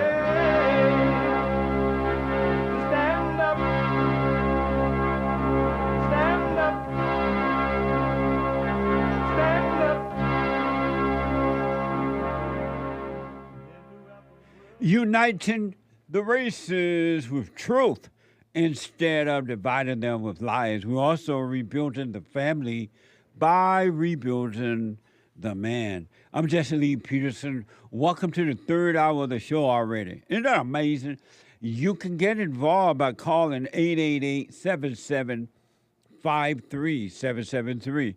888-77-JESSE. Jesse. Jesse. Brand new biblical question. Where's winter? So not real new now, but a new biblical question for this week. Which are you most interested in? Being something or doing something? Being something or doing something? Isn't that an amazing question? Which are you most interested in? Being something or doing something? Lots of response. I appreciate it. If you're like busy and you're not able to sit and watch the show live, of course, you can podcast it, but you can be listening live no matter where you are and what you're doing. We are heard around the world by everybody and their mama. Everybody and their mama. You can listen to it on your iPhone or iPad by calling the listen line on TalkStream Live at 641-793-1500. That's 641-793-1500. And support us on social media. Like, follow, ring the bell, all that good stuff. Ring the bell, subscribe. We're on JLP on X. Let me see if I'm saying that right. Yeah. JLP Talk on X. JLP Talk on X and Jesse Lee Peterson on Instagram, rumble.com/Jesse Lee Peterson, and cozy.tv/JLP. Well, Christ is King. On Cozy, Christ is King. So it is Wednesday. It's the last hour of the show on Wednesday. Every last hour of the show on Wednesday is Manhood Hour. What is a man? What is a man? It's an adult human male. Manhood. Hillary or President Trump? I voted for Hillary Clinton. Beta. Welcome to the Stronger Men's Conference. That was crazy! Because I want to be a stronger man.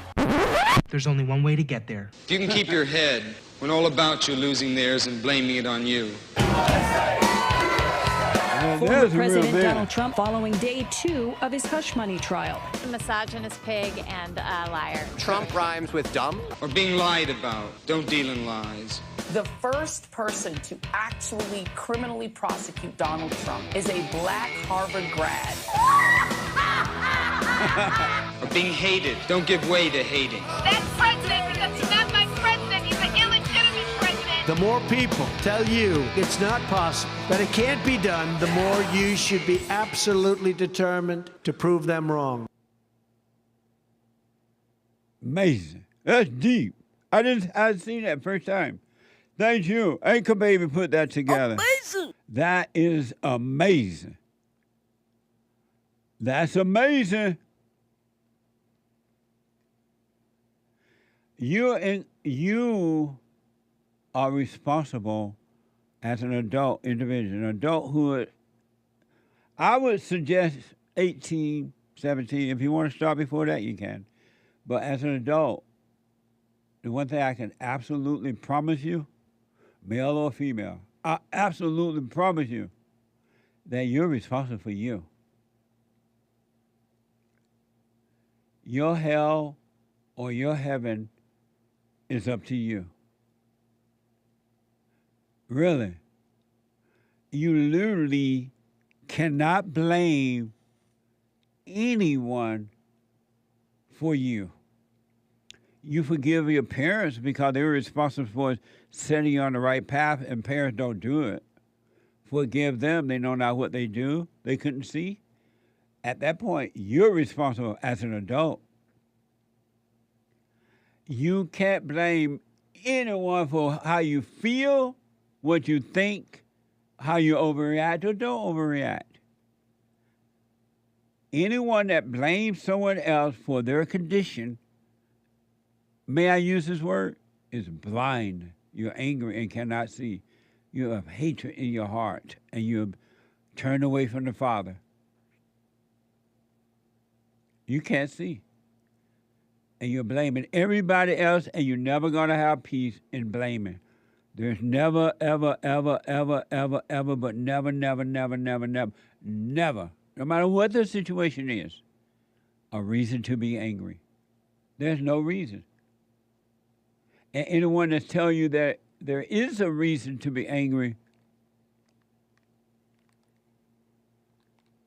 is lying to you. They're lying to you. They're angry, so they're trying to draw you into their hell. Even when people try to hurt you due to them being angry and evil at heart, you can't be mad at them because they can't see. They literally cannot see. And they love their misery, and they're trying to make you miserable so they can get a false sense of feeling good, a false thrill. It only lasts for a minute, but they still want it. And if it means hurting you, they don't care. But if you're in charge of you, they can't hurt you. Now, they're going to try. Oh, they're going to try. But it's up to you. There is a God. And you're not God, by the way. You're not even the hell that you live in, but you're living in hell. And anyone that lives in their thoughts, worship and believe thoughts, when you believe them, you are worshiping them because you obey them. You're obeying your God. I want to, before I go back to the calls, I have never seen this lady before, so I have no idea. And apparently she focused on relationships. This is Manhood Hour. And so this is my first time hearing the soundbite, my first time hearing her speak. And it's highly recommended. When I say highly, recommended by my producer and Joel Friday TV. He black. He's here every day, Monday through Thursday at 11 a.m. They recommended this, so I want to see it. I want you to see it. Concerning relationship. There's a woman by the name of Sadia.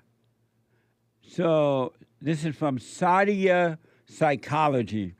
And Sadia is a relationship coach who has dedicated her social presence to helping individuals and couples navigate the complexity of modern relationship. Watch this from Sadia Psychology.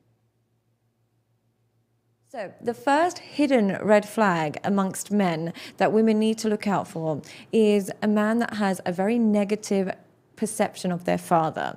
Now, we all have been told that look at how a man treats his mom and that's going to be an indication of how he treats you. Absolutely not true. Look at how he perceives his father. This is far more important indicator of how he's going to treat you. If it's simply things like, my mum said, he treated my mum like this, my mum, they look at a man through the lens of a woman. They become very feminine. They don't have an objective perception of reality. So they become very dependent on female perceptions. They become dependent on female approval. And not only will they look for your approval, but they'll look for other women's approval. They'll become that guy that is constantly trying to please women and not having an accurate perception of reality. interesting. She's pretty. Yeah, nice hair. She's pretty. I want, if I can, to get Sean, my producer, and Joe Friday in here. I want to ask them something about that. And while I'm playing this next soundbite from Sadia, the Sadia Psychology, right?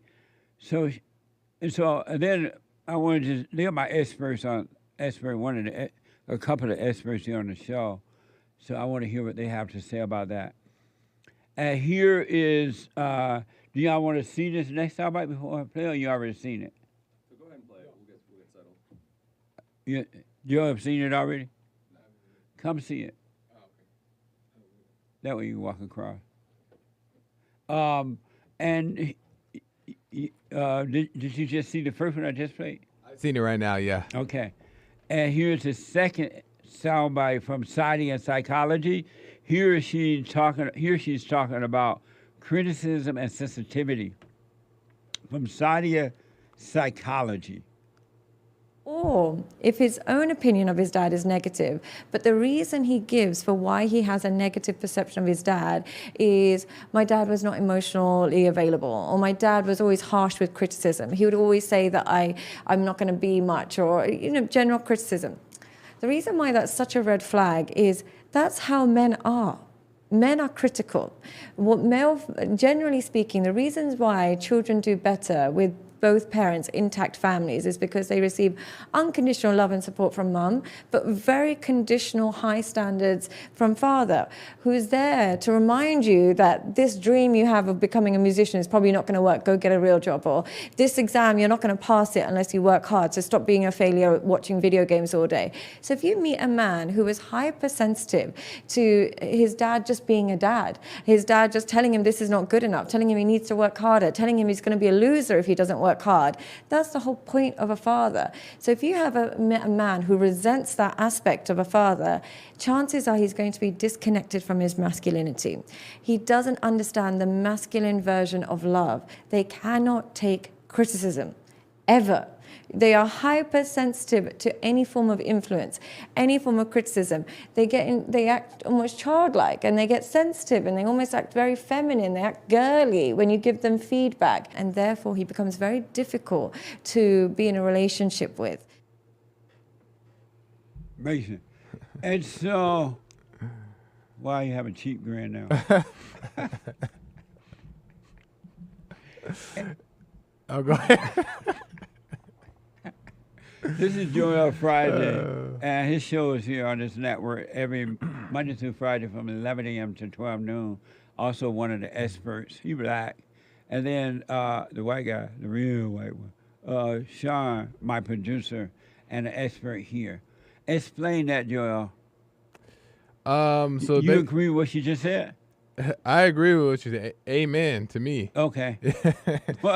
I mean, why you look like you don't agree no more? No, I do agree. Oh, okay. Yeah, I was smiling because I do agree. Okay. And you're asking me to break it down, like what I think about it? Yeah, what you said, and I'm keeping a clear mind because I really want to hear it and understand it. So I think in the second clip, she says a lot of words, so sometimes you can get kind of lost in the thing a little bit. But basically what she's saying is that when it comes to a father and the mother, they both bring a different element to the household. And the father brings a very harsh type of love, which can be critical and straightforward and brutally honest. And when the child is missing that balance of the father there, he tends to lean on the mother's role, which is more the comforting, the more softening, and then Who does, the father or the child? The child does. The boy. Yeah, the boy Okay. or the girl. And when they don't have that balance of the tough love, then they tend to be very sensitive, hyper, whatever she used. And they can't deal with life there. They worry about little things. They can't take constructive criticism. They're worried about all these kind of things. They're very sensitive. So she's basically saying that that's why it's important for the father to be there, because men today don't have the masculine side of what it means to be tough, so they end up being so soft and weak. And what does she mean when she said that the father's love is conditional and the mother's love is unconditional? Well, I think that that's like a play on words that, could be used differently, whether it be for me or you. But I think what she means is that, from what I think she means is, I think she said the mother's love is unconditional, right, Sean? Is that what Right. she said? Do you remember? She said that the mother's love is unconditional and the father's love is conditional. I'm not too sure on the intent she meant behind that. I mean, to me, it just seems like she means that the father is going to be straight up brutally honest, and then the mother is going to be the more comforting one. But it's just hard. I agree with the whole message, but I'm not sure what she means by those two words. And when you say you agree with the whole message, what's the whole message that you agree with? That the father is the one that's more tough, and the mother is the one that's more comforting, and they bring a balance into the home. Oh, okay. And how do you break that down, what she said? And did you agree with her right now? Yeah. And break it down. Sean. The only part I disagree with is in the first video when she said that, if he has a bad relationship with his mother, you can sort of write that off. You have to focus on his relationship with the father. Obviously, Right. if it's either one, it's going to be an issue. It's going to be an issue. Yeah. But when I hear her talk, she just seems like decent to me. You know what I mean? It's rare that you hear females talk like that, talk about unconditional versus conditional love. It's just rare that you hear females talk in that way and say those things that she just said. And as far as the unconditional, that's a good way of putting it. An unconditional love is what you get from your mother. And the lie is that, it has to be unconditional. But the father will say, no, it's conditional. Like, What is a conditional love? now that I'm saying it out loud, it's sort of it's not a great way of putting it, because you would think like, okay, your father loves you when he's telling you what to do and how to do it, and Right. he's telling you about the consequences of things, and if you don't do that, he doesn't love you. That's sort of what. Right. You know what I mean? Well, I think. Oh, go ahead. I don't know No, if go you're- ahead. I was He gonna interrupt you. That's all good. No, I thought he was finishing. But I was gonna say that, like, to add to what he's saying, he's making a good point. Is that, like, I think that Her son said he want to marry her. the women and the men, If he marry her, what's going to happen with that dog? maybe she like dogs. You better hope. Go ahead. The mother and the father, I think, in my opinion, if we're gonna use the word unconditional love, I mean, it depends on what you think unconditional love is, but it should be love never stops. So when I'm thinking of when people say unconditional love, it's that they're meaning that love doesn't just stop based off of what people do and don't do. It's unconditional, meaning You like it think doesn't that's matter. what they mean, or that's just what you I mean, see that's it? how I perceive Oh, they unconditional. don't think that. Well, I think that that's what she means in this moment. Oh, you do? Yeah, I think that, I mean, that's why words, it could be an issue because, Right. but I think that she's meaning that it should be unconditional. And I believe that it should be unconditional. It shouldn't be based off of, well, you did something right today, but if you don't follow my rule as a father, then I don't love you anymore. That seems like a conditional version of love. Yes, sir. Yeah, when she says, Get that first soundbite from her geared up. Yeah. I'm sorry. I want to replay just the first one. Yeah. It's almost like, I'm not sure, but it's almost like when people say conditional love, or when she's talking about conditional love, it's more like she's saying conditional, like, attention. If even when a father is still showing you love when he's withholding attention from you. Right. Okay. Let's play the first one over. Okay. This is from Sadia Psychology, where she said Sadia is a relationship coach. Okay, I explained all that. Watch this. So the first hidden red flag amongst men that women need to look out for is a man that has a very negative perception of their father. Now, we all have been told that look at how a man treats his mom, and that's going to be an indication of how he treats you. Absolutely not true. Look at how he perceives his father. This is far more important indicator of how he is going to treat you. If it's simply things like, my mum said, he treated my mum like this, my mum, they look at a man through the lens of a woman. They become very feminine. They don't have an objective perception of reality. So they become very dependent on female perceptions. They become dependent on female approval. And not only will they look for your approval, but they'll look for other women's approval. They'll become that guy that is constantly trying to please women and not having an accurate perception of reality. And then play the second one again. Sadie, here's Sadia Psychology again. This second where she's talking about criticism and sensitivity. Or if his own opinion of his dad is negative, but the reason he gives for why he has a negative perception of his dad is, my dad was not emotionally available, or my dad was always harsh with criticism. He would always say that I'm not going to be much, or general criticism. The reason why that's such a red flag, that's how men are. Men are critical. Generally speaking, the reasons why children do better with both parents, intact families, is because they receive unconditional love and support from mum, but very conditional high standards from father, who's there to remind you that this dream you have of becoming a musician is probably not going to work, go get a real job, or this exam, you're not going to pass it unless you work hard, so stop being a failure watching video games all day. So if you meet a man who is hypersensitive to his dad just being a dad, his dad just telling him this is not good enough, telling him he needs to work harder, telling him he's going to be a loser if he doesn't work hard. That's the whole point of a father. So if you have a man who resents that aspect of a father, chances are he's going to be disconnected from his masculinity. He doesn't understand the masculine version of love. They cannot take criticism, ever. They are hypersensitive to any form of influence, any form of criticism. They act almost childlike, and they get sensitive, and they almost act very feminine. They act girly when you give them feedback, and therefore he becomes very difficult to be in a relationship with. Okay. Are you looking for us to say something? Say something. I mean, I think that this affects more of the. I mean, it definitely affects the boys, the young men, especially when their father's not around because they have no example of their natural nature of being masculine. But I think that this really affects women without the father, because women tend to be really emotional or really sensitive to certain things, and then when they meet a man, they can't keep him, or they may run him off because they're thinking that he's the enemy, when he's just trying to show them love. So I think it really affects the women, maybe even a little bit more than the men does. What is the conditional love of the father that she was talking about?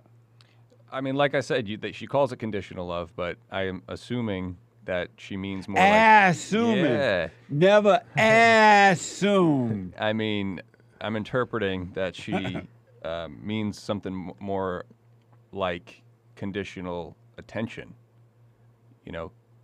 So the example I use is sometimes is like a kid who gets in trouble in school, and another kid says something to him, and he gets in a fight and he hits another kid, and he comes home in trouble from school. Right. And the mom will say, "Oh, it's okay. Like he shouldn't have said that thing to you. It's the other kid's fault. Let me make you some soup." And the father will come in and say, "What could you have done differently? You were wrong in that situation. You shouldn't have overreacted. You got to be better." And then he doesn't give the kid the attention of comforting him. He tells him the truth and then bounces. That's it. And that's the conditional quote unquote love.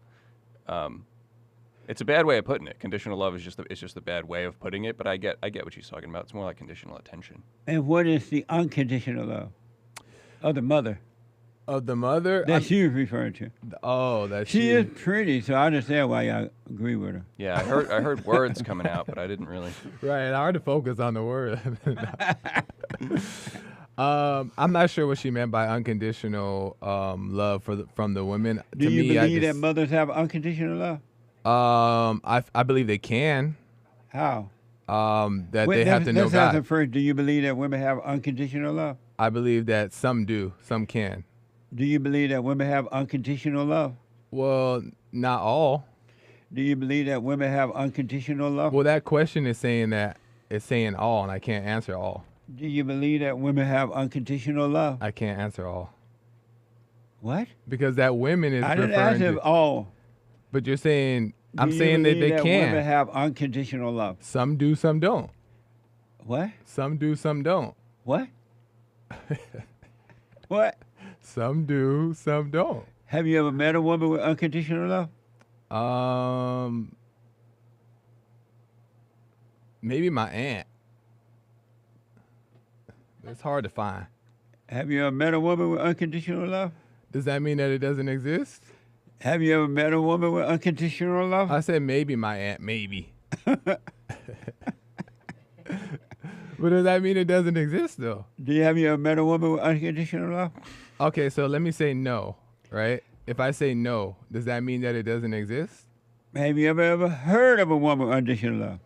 If I say no, does that mean that it doesn't exist? Have you ever heard of a woman with unconditional love? I've never heard of a man or seen a man with unconditional love either. Have you ever heard of a woman with unconditional love? No. How about you, Sean? No. Do women have unconditional love? Nope. Oh. Men do. Men do? Yeah, real men. And what is the unconditional love of a man? It's the telling people the truth, whether they like it or not.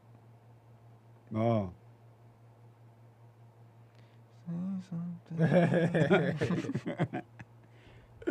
I want to respond to this so bad, but you guys like her so much. I know she's pretty. Well, Please. Why can't you respond to it? Yeah. Please what? I'm not going to get offended. So she's well-meaning, right? But well-meaning is the road that pays to hell or something, right? Yep. Well, how did it go? The road to hell is paved with good intentions. Oh, good intentions. Yeah. She definitely has good intentions, and she's pretty. I don't know why you don't have to convince me. That she's pretty?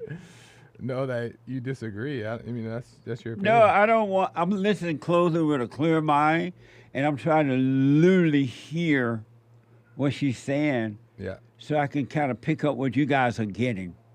Right. And you disagree. You don't pick up on the same things. I want to soak in. Oh. All right. Yeah. But one last one I want to play before we go to the soundbite. I mean a break, and I have to take some calls. And Sean, I want you to explain this one. Real men do not get bored, right? Right. Wikipedia, Richard Proenneke. Proenneke. Proenneke was an American self-educated naturalist, writer, and wildlife photographer who lived alone for nearly 30 years in the mountain of Alaska in a log cabin that he constructed by hand. That's too much for me to read. That way. Oh, too many stuff. I'm black. Watch this from X. In 1968, Dick Proenneke built a log cabin in the Alaskan wilderness with no power tools. He lived there alone for 30 years. During that time, he befriended the animals, hiked thousands of miles, fished and foraged for food, rescued a baby caribou, fended off a grizzly bear, picked up trash left by others, braved winter temperatures as low as 50 degrees below zero, and survived an airplane crash. And he filmed himself doing it all 3 decades before YouTube and Instagram even existed. By any measure, Dick Proenneke was a total badass. Show Dick some respect.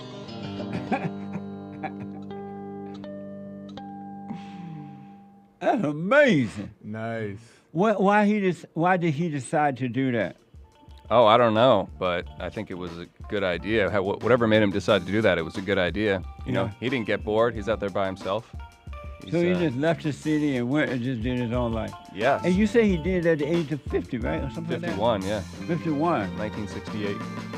At 51, most men are thinking about retiring. That's the best form of retirement. I'm telling you. That is deep. I had not seen that before. And he looked healthy, in good shape, and looked well, don't look sickly out of it. Fresh air. 888-7753-773. D-Live is open. Chest is open on D-Live. Thanks to God. It is the best counseling service on this side of heaven. I counsel with men and women, families, individuals around the world. Most people are unhappy, they're miserable, they have rough lives, they're depressed, suicidal, young and old, of all races. I understand, I know why, and I do understand it. Because exactly what's happening in me is happening with everybody outside of me, inside of them. And I've noticed that with those who really, really, really want to understand, they overcome it just like that, out of one counseling session. If you need counseling, you can go to rebuildingaman.com or call 800-411-2663. 800-411-BOND. Best counseling service on this side of heaven.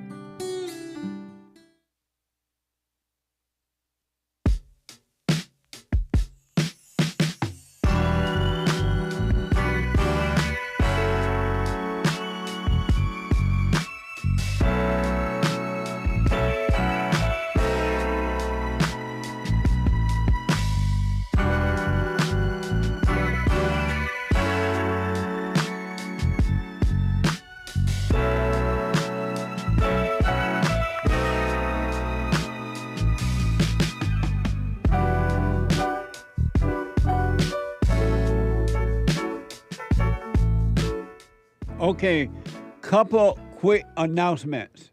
All right. Number one, the Hake report is coming up at the top of this hour. The Hake, Hake report.com. The guy with the good hair from 9 a.m. to 11 a.m. Pacific time, Monday through Friday. And then after the Hake report, Joel Friday TV, he black, at 11 a.m. Pacific time, right after the Hake report. And after the Joel Friday, the American Anchor Baby. Natural energy given to him by God. I like that opening to American Anchor Baby for the Manhood Hour today. Amazing. Thank you for that. At 12 noon, the American Anchor Baby, Monday through Thursday, and then on Friday, he is here at 4 p.m. Flying high. Not on drugs, but on natural energy. I want to remind you, you got to get your Afro jerkies. Have you gotten your Afro jerkies lately? Good. You can snack on them during work time if you want, or after you work out, or you just don't want to eat a heavy meal, or Afro jerky is the way to go. Watch this. People tell me I have a lot of Afro energy. Jesse, what gives you so much Afro energy, they say? Is it energy drinks? No. Is it cigars? No. It's Afro jerky. Afro jerky from Big Club, USA. Alpha male, and you can have Afro jerky energy too. Amazing.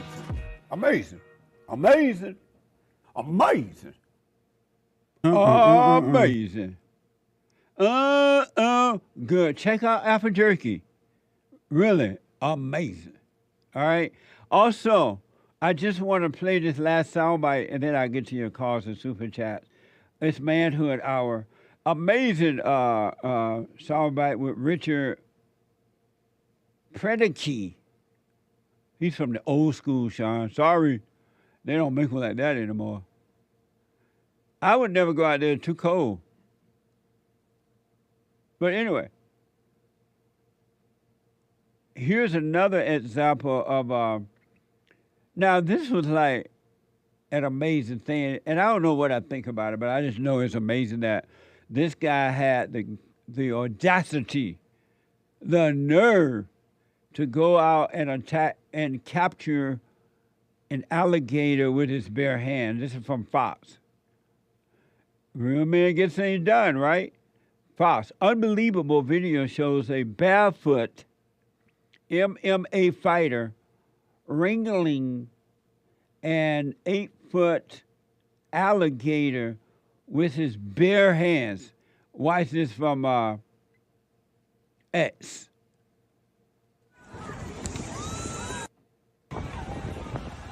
I can see Hake doing this.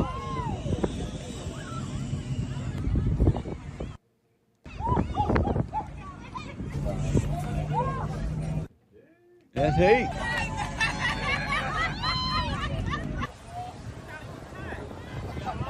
You hurt your back? Better. Amazing. That was down in Florida, I believe, right? Sounds like Florida. I may be wrong about the roller game, but you say you hurt your back if you were doing that? Yeah. Or he might get some snot on me and be like, ugh. No, no, I'm tough. Amazing. So, Manhood Hour, and we're taking ladies too when you call in. We'll take you as well. Let me go to Eric, a first-time caller out of Texas. Eric, welcome to the show. You're on the air. Hey, Jesse. Hey, Eric. Amazing. Hey, man. I just wanted to call and say thanks. And I know I'm kind of saying thanks to you, but like it's weird because I can see it's God working through you, you know. And I started listening to your show about maybe like a year ago, and like it's just been like so amazing. It's like life's been happening so fast recently. It's just so incredible, dude. And I wanted to say thanks. You have the best radio show on this side of heaven. And I have a couple questions for you. Okay. I wanted to ask about the silent prayer. Recently, like it's beautiful, dude. Like it just naturally like got into it. Like about a month and a half, maybe 2 months now, to where like morning and night, I just do it naturally. Right These past 2 weeks, in the morning, I wanted to ask, I've only been doing it for about 10 minutes. Do I need to do it for longer? I wouldn't put it as need or not need to. Let it happen naturally. And you eventually, you'll fall. It's like the light is taking over.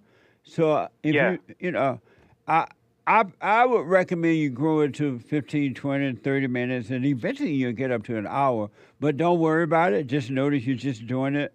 But it'll happen. Don't call it naturally or unnatural. Okay. Yes, sir. Because after a while, you're going to want, the more conscious you become, you're going to want to be more conscious, right? And so you're going to naturally just start doing it longer, because the more present you are with God, the more you're going to want naturally. Yeah. So don't worry about it. Okay. Amazing. And also, I wanted to ask, like at this age, like I'm 26 now, and I still live with my parents, Beta, but I recently got a second job, and so I've kind of like been working on that, trying to move out my own place, and like I've heard you say it's like that we need to love our earthly fathers, and I forgave my parents already, but like at this age, like is it okay for me to like go to my father and like tell him kind of like what I experienced growing up, and like ask him why he didn't protect me or anything like that? You know? Absolutely, that's fine. Just you and your father had that conversation. Yeah. Okay. Perfect. Amazing. And if the devil try to tempt you to be angry at him, watch that anger, the spirit of anger. Don't call it you, and let it pass. But if he's willing to talk to you, it's going to be amazing, man. Because what happened was, when I forgave my father, I went and forgave him. And we had conversations like that, and they were amazing conversations. Yeah.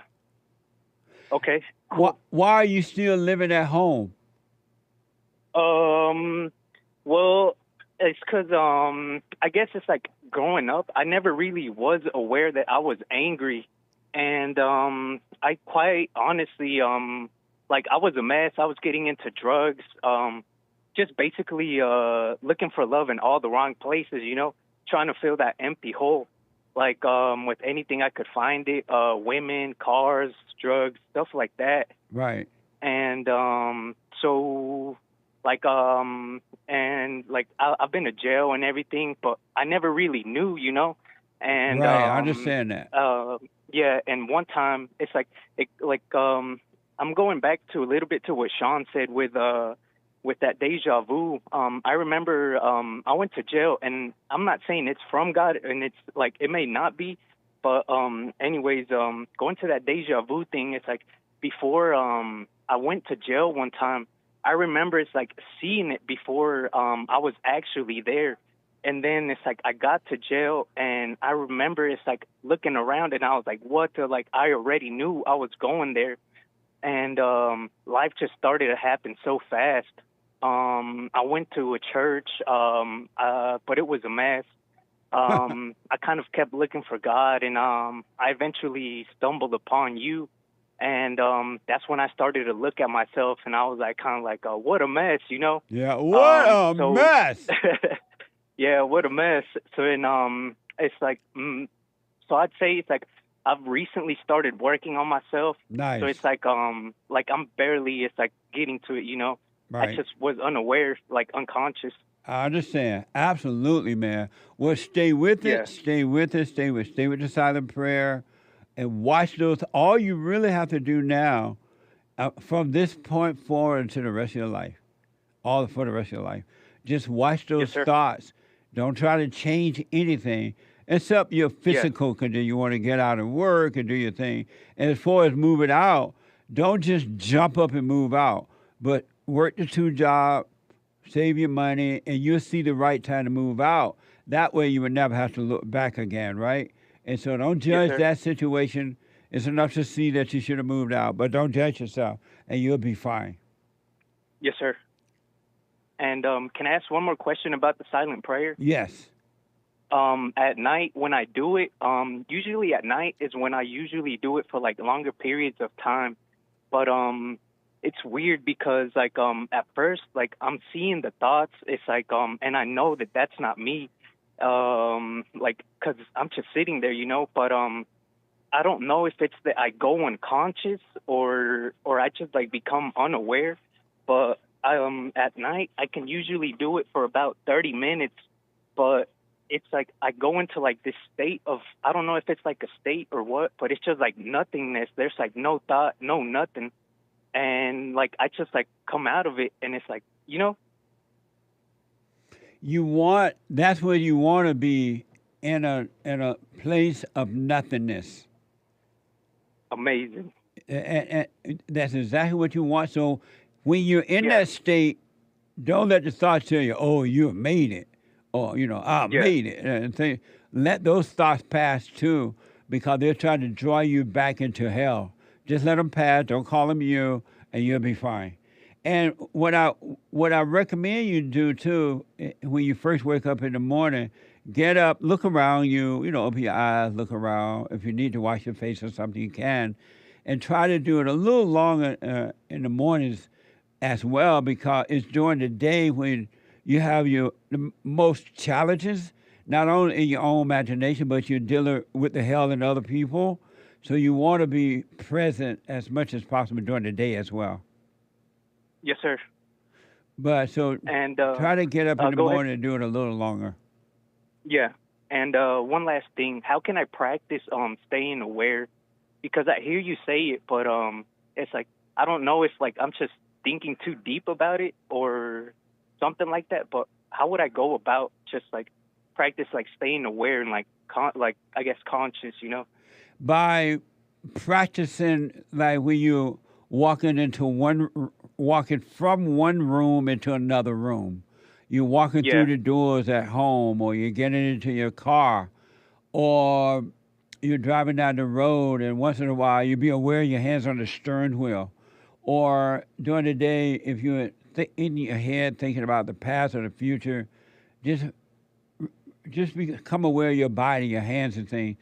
Little simple things like that is causing you to grow into awareness, into consciousness. Just when you get into your car, be aware you're getting in, be aware you're opening the door, you're walking toward your car, you're opening the door, you're putting the key. Just kind of practice those little things. It's going to blow your mind. Oh, amazing. And Thank you, don't, sir. and don't become frustrated when you go unconscious, when you forget to be present, because you can't make consciousness happen. Only God can do that. So when you find yourself going unconscious and conscious and unconscious, don't judge it. Just see it, and you'll be fine. Amazing. Thank you, sir. All right. I wish you well, man. Let me know how it goes. All right, Eric? Yes, sir. I'll give you a call back. Okay. Amazing. right, thank you. You're welcome. Amazing. Let me go to See It. Been waiting a long time out of Massachusetts. See It, welcome to the show. You're on Minnesota. Hey, Jesse. Hey, Thank you so much for taking my call. Yes, sir. Always a privilege to talk to you. Just had a quick question. I won't take up too much of your time. What is your view on men and aggression? You know, because I think that, you know, there's a time and place for it. But, you know, just curious to hear what your thoughts are. And what is aggression? Well, a great question. I know intellectually it's defined as, you know, like God, was it like anger, violence, hostility, something like that? Not anger, but violence and hostility, sorry. I see it more of like a force. In my opinion, it's more like, you know, being forceful in some way. But I guess I'm not really sure exactly how to define it. But And a man with aggression is a woman. He's a female, because he has the mindset and emotions of the woman, which is his mother he has not overcome, and he's acting just like a woman. It's not natural for a man to be that way at all. What about like I do like combat martial arts, for example? What about people in sports, like or work? Is there like a time and place, or do you think any amount of aggression is bad? There is never a time for aggression, but always a time for consciousness. And so when you do martial art or anything like that, you're going to be perfect at what you do, because you're going to always be present with reality, and you're going to be able to see everything and everyone around you. You're going to see the right throwdown or whatever they do. If you're conscious, aggression, a person that's aggression is not conscious, and they're going to miss the moments. Okay. Understood, Jesse. Thank you very much. You're welcome, buddy. Amazing question, too. Thank you. Amazing. Thank you. You're welcome. Marco is a first-time caller out of Florida. Marcos, welcome to the show. You're on the air. Thank you, Jesse. It's a pleasure to be on your show. Thank you. Thanks for calling. First-time caller. It's truly amazing. So I recently started watching your show a month or two ago, and man, I don't know how I didn't know about the order of God before. That God is in Christ, Christ is a man is over woman, and woman is over child. Yes. I feel like if everyone knew that order and followed that order, maybe we'd be back to where we were. It would be peace on earth. It would be peace on this side of heaven, wouldn't it? 100%. Absolutely. Without a doubt, yes, absolutely. Amazing. Amazing. And I want to ask you more about your Rebuilding the Man Church and what projects you have going on in the future. Well, because of time, I want to check it out at rebuildingtheman.com. But we have women's forum, we have men's forum the first Thursday night of the month. And then the third Thursday night of the month, ladies forum, and we have an entrepreneur program where we help men with businesses to help them start, or if they're already in business and need some advice, we help them in that way. We started a credit union where if they don't have the money or bad credit because their mothers messed up their credit by putting their name in credit when they were kids, we loan them the money and then they pay it back. We have counseling and all kinds of stuff going on. Well, that's amazing. That's truly amazing. I also want to ask you, Sunday morning. Why do you think women are such in a fallen state these days? You tell them to not go out with their friends to clubs, bars, get drunk all night. They act like you're being crazy. Why do you think women are such in a fallen state? Because Satan is her God, and she hates the Son of God. She hates men. She hates her Father. She hates God, and she worships the devil. And she doesn't even realize what's driving her, but she's been driven by evil, and evil hate good. And so it won't let her do the right thing. It won't let her have a clear mind. And because evil hate God, it hate men, because men represent God and women represent Satan.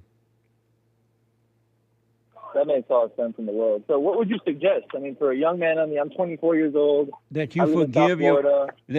and I want you to call me again, but I got to run after this. Forgive your mother for turning you away from your father, and God will forgive you, and I promise you everything will start to change if you want to change. You will see how to deal with them perfectly. Matter of fact, you will see how to deal with all human beings in a perfect way. Okay. And do the Well, if you're in a rush, do the silent prayer at rebuildingtheman.com/church. Do that and call me. Okay. If you can, you can call me back tomorrow or whenever you can. I'll call back to the show for sure. Thank you, Jesse. All right, I appreciate it. Good talking to you, all right? You as well. Have a blessed day. Okay, you too. Super chat. Super. Aries 1 with a diamond, no message. Thank you. Thank you. Evgeny Crosby, 2 diamonds. Karen Bass had Pookie and Ray Ray break into her house to watch church with Jesse Lee Peterson. Amazing. Thank you. Nice choice. Elias Garcia bought a coffee. Jesse, can you say what's wrong with the Filipinos for my Filipino coworker who watches your show? What's wrong with the Filipinos? Amazing. Filipinos. Amazing. Thank you, and have the best show on this side of heaven. Thank you. Oh, you have it, he says. Thank you. Amazing. Wayne, I am that I am, bought another coffee. Hey, Jesse, to qualify to be a pilot, you have to log 40 hours. Also, to become a commercial pilot, you have to log 250 hours. In addition, to become transport pilot, you have to log 1,500 hours. Affirmative action has not changed these FAA laws. Ding, which is a idea light bulb emoji. That was an air traffic controller mess up, but the pilots should have caught it. LOL, he says. That was a mess up, all right. I'm not sure if those same requirements are for people of color and for females. And it's not just quantity, it's quality of those hours. Right, absolutely. Because I got this feeling, and we're looking into it, they'll lower the standards even with those classes or training for people of color. But the white people, they have to still do it. Thank you. Henry Ford Lives donated a diamond or a few, and he says, a certain size hats, I'm censoring it, big equals big problems. Wake up, guys. and forgive me, I'm censoring you. He gave another diamond saying, Hake could disavow me, but it's the Ooze J. Oxfay. I pig Latined it for the sake of the channel. Thank you for whatever that is. Thank you. He's talking about the Jews. Oh. He don't like the Jews? I think he likes them. He just says that they bring big problems and wake up non-Jewish people. And why are the white people allowing them to bring the big problems? That's true.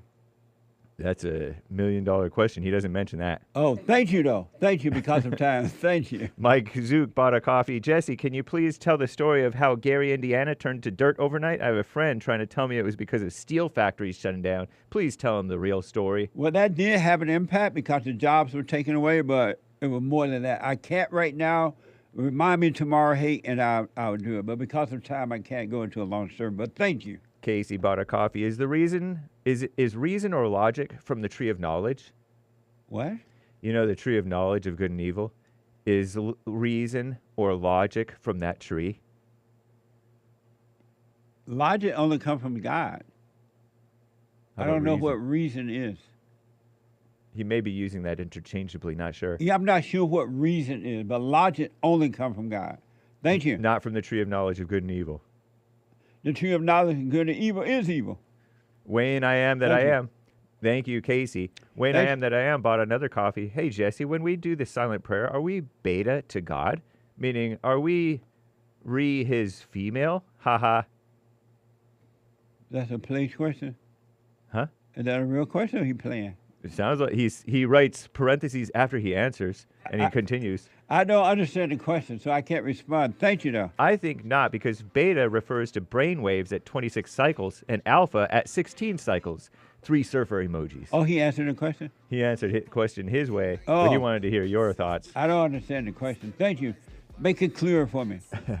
Jitsu James bought a coffee. I hope one day the JLP crew can do a karaoke hour special episode. Get all the JLP's Jesse's greatest hits with some tunes behind his vocals. LOL, maybe Joel Don't Work on Friday TV can do some background dance moves. Laughing face with tears coming out. He black. Thank you. Nice suggestion. A very generous 20 coffees from Gen C. Amazing conversation with Elijah Schaefer. Nightly offensive. Can't wait for the JLP Elijah collaboration. Big smile emoji, grinning. I totally enjoyed talking to you. Like, it was amazing. I hadn't seen him in a while. I didn't know he was over in Australia living. Yeah. I didn't even know he was married, I don't think. Married with a kid, boy at least. Yeah, but it was an amazing discussion the other night. Thank you. Urinal chills, alpha jerky and DRT all day, every day. Alpha jerky, try them. They're amazing. Rue Ben jamming, bought a coffee. Hey Jess and crew, been visiting protests in New York, and I have met the black woman known as she flashes people whenever she sees me. The liberal protesters are trying to divest NYU next. So she just flashing him? Yeah. Oh. When we teach Satan that schools are bad, he has no choice but to blend in and destroy it. Amazing. Thank you. Shout out to the top contributors, Evgeny Crosby, Coffee Talk with Sandra, Henry Ford Lives, Aries One, and the rest of the D Live crew. And thank you guys. I do believe that is all for now. Thank you all very much. I appreciate it. Thank you so much. Thank you for your support. Go to rebuildingtheman.com or call 800-411. Bond 800-411-2663 to support it. Get on the straight and narrow, folks.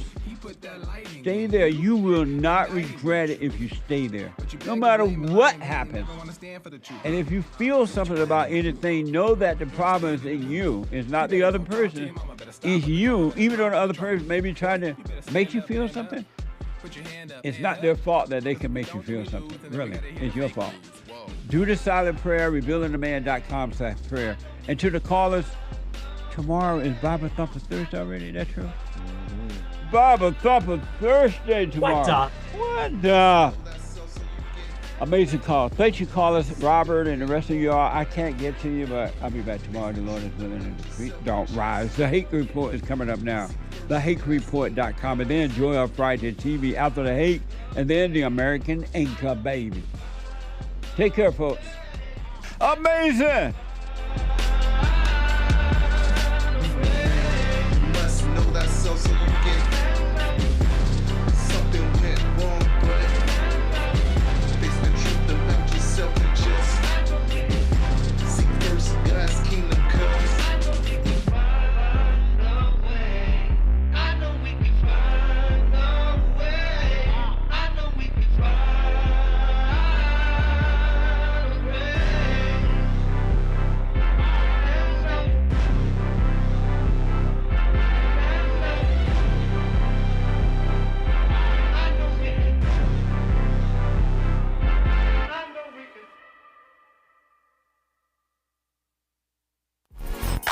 So, here's what I recommend. I invite you to download my silent prayer, and I want you to start doing it.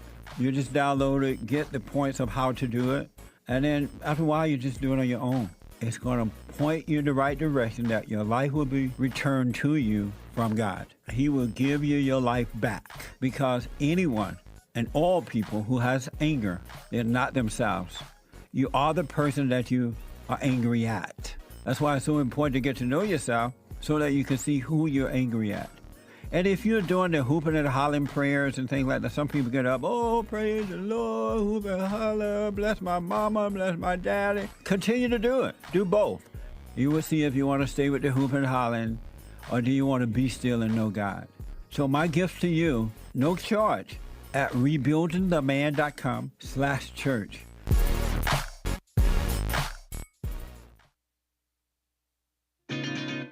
Other than sex, I wonder, why would a man even need a woman today? Women don't know how to cook. They don't know how to clean. They're in competition with men. They don't want to be wives and mothers. Some want to get married, but they don't want to live in that proper position of life.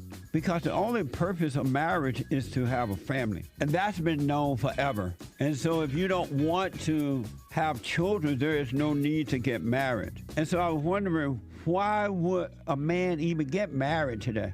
I never thought I'd see the day when women would come out of her natural role and be like a man. Even though she hate that role. When she was with a man that's weak, she hate him. But if he try to be strong, she'll stop it. I never imagined that. You're seeing good destroyed and abnormal is presented as normal.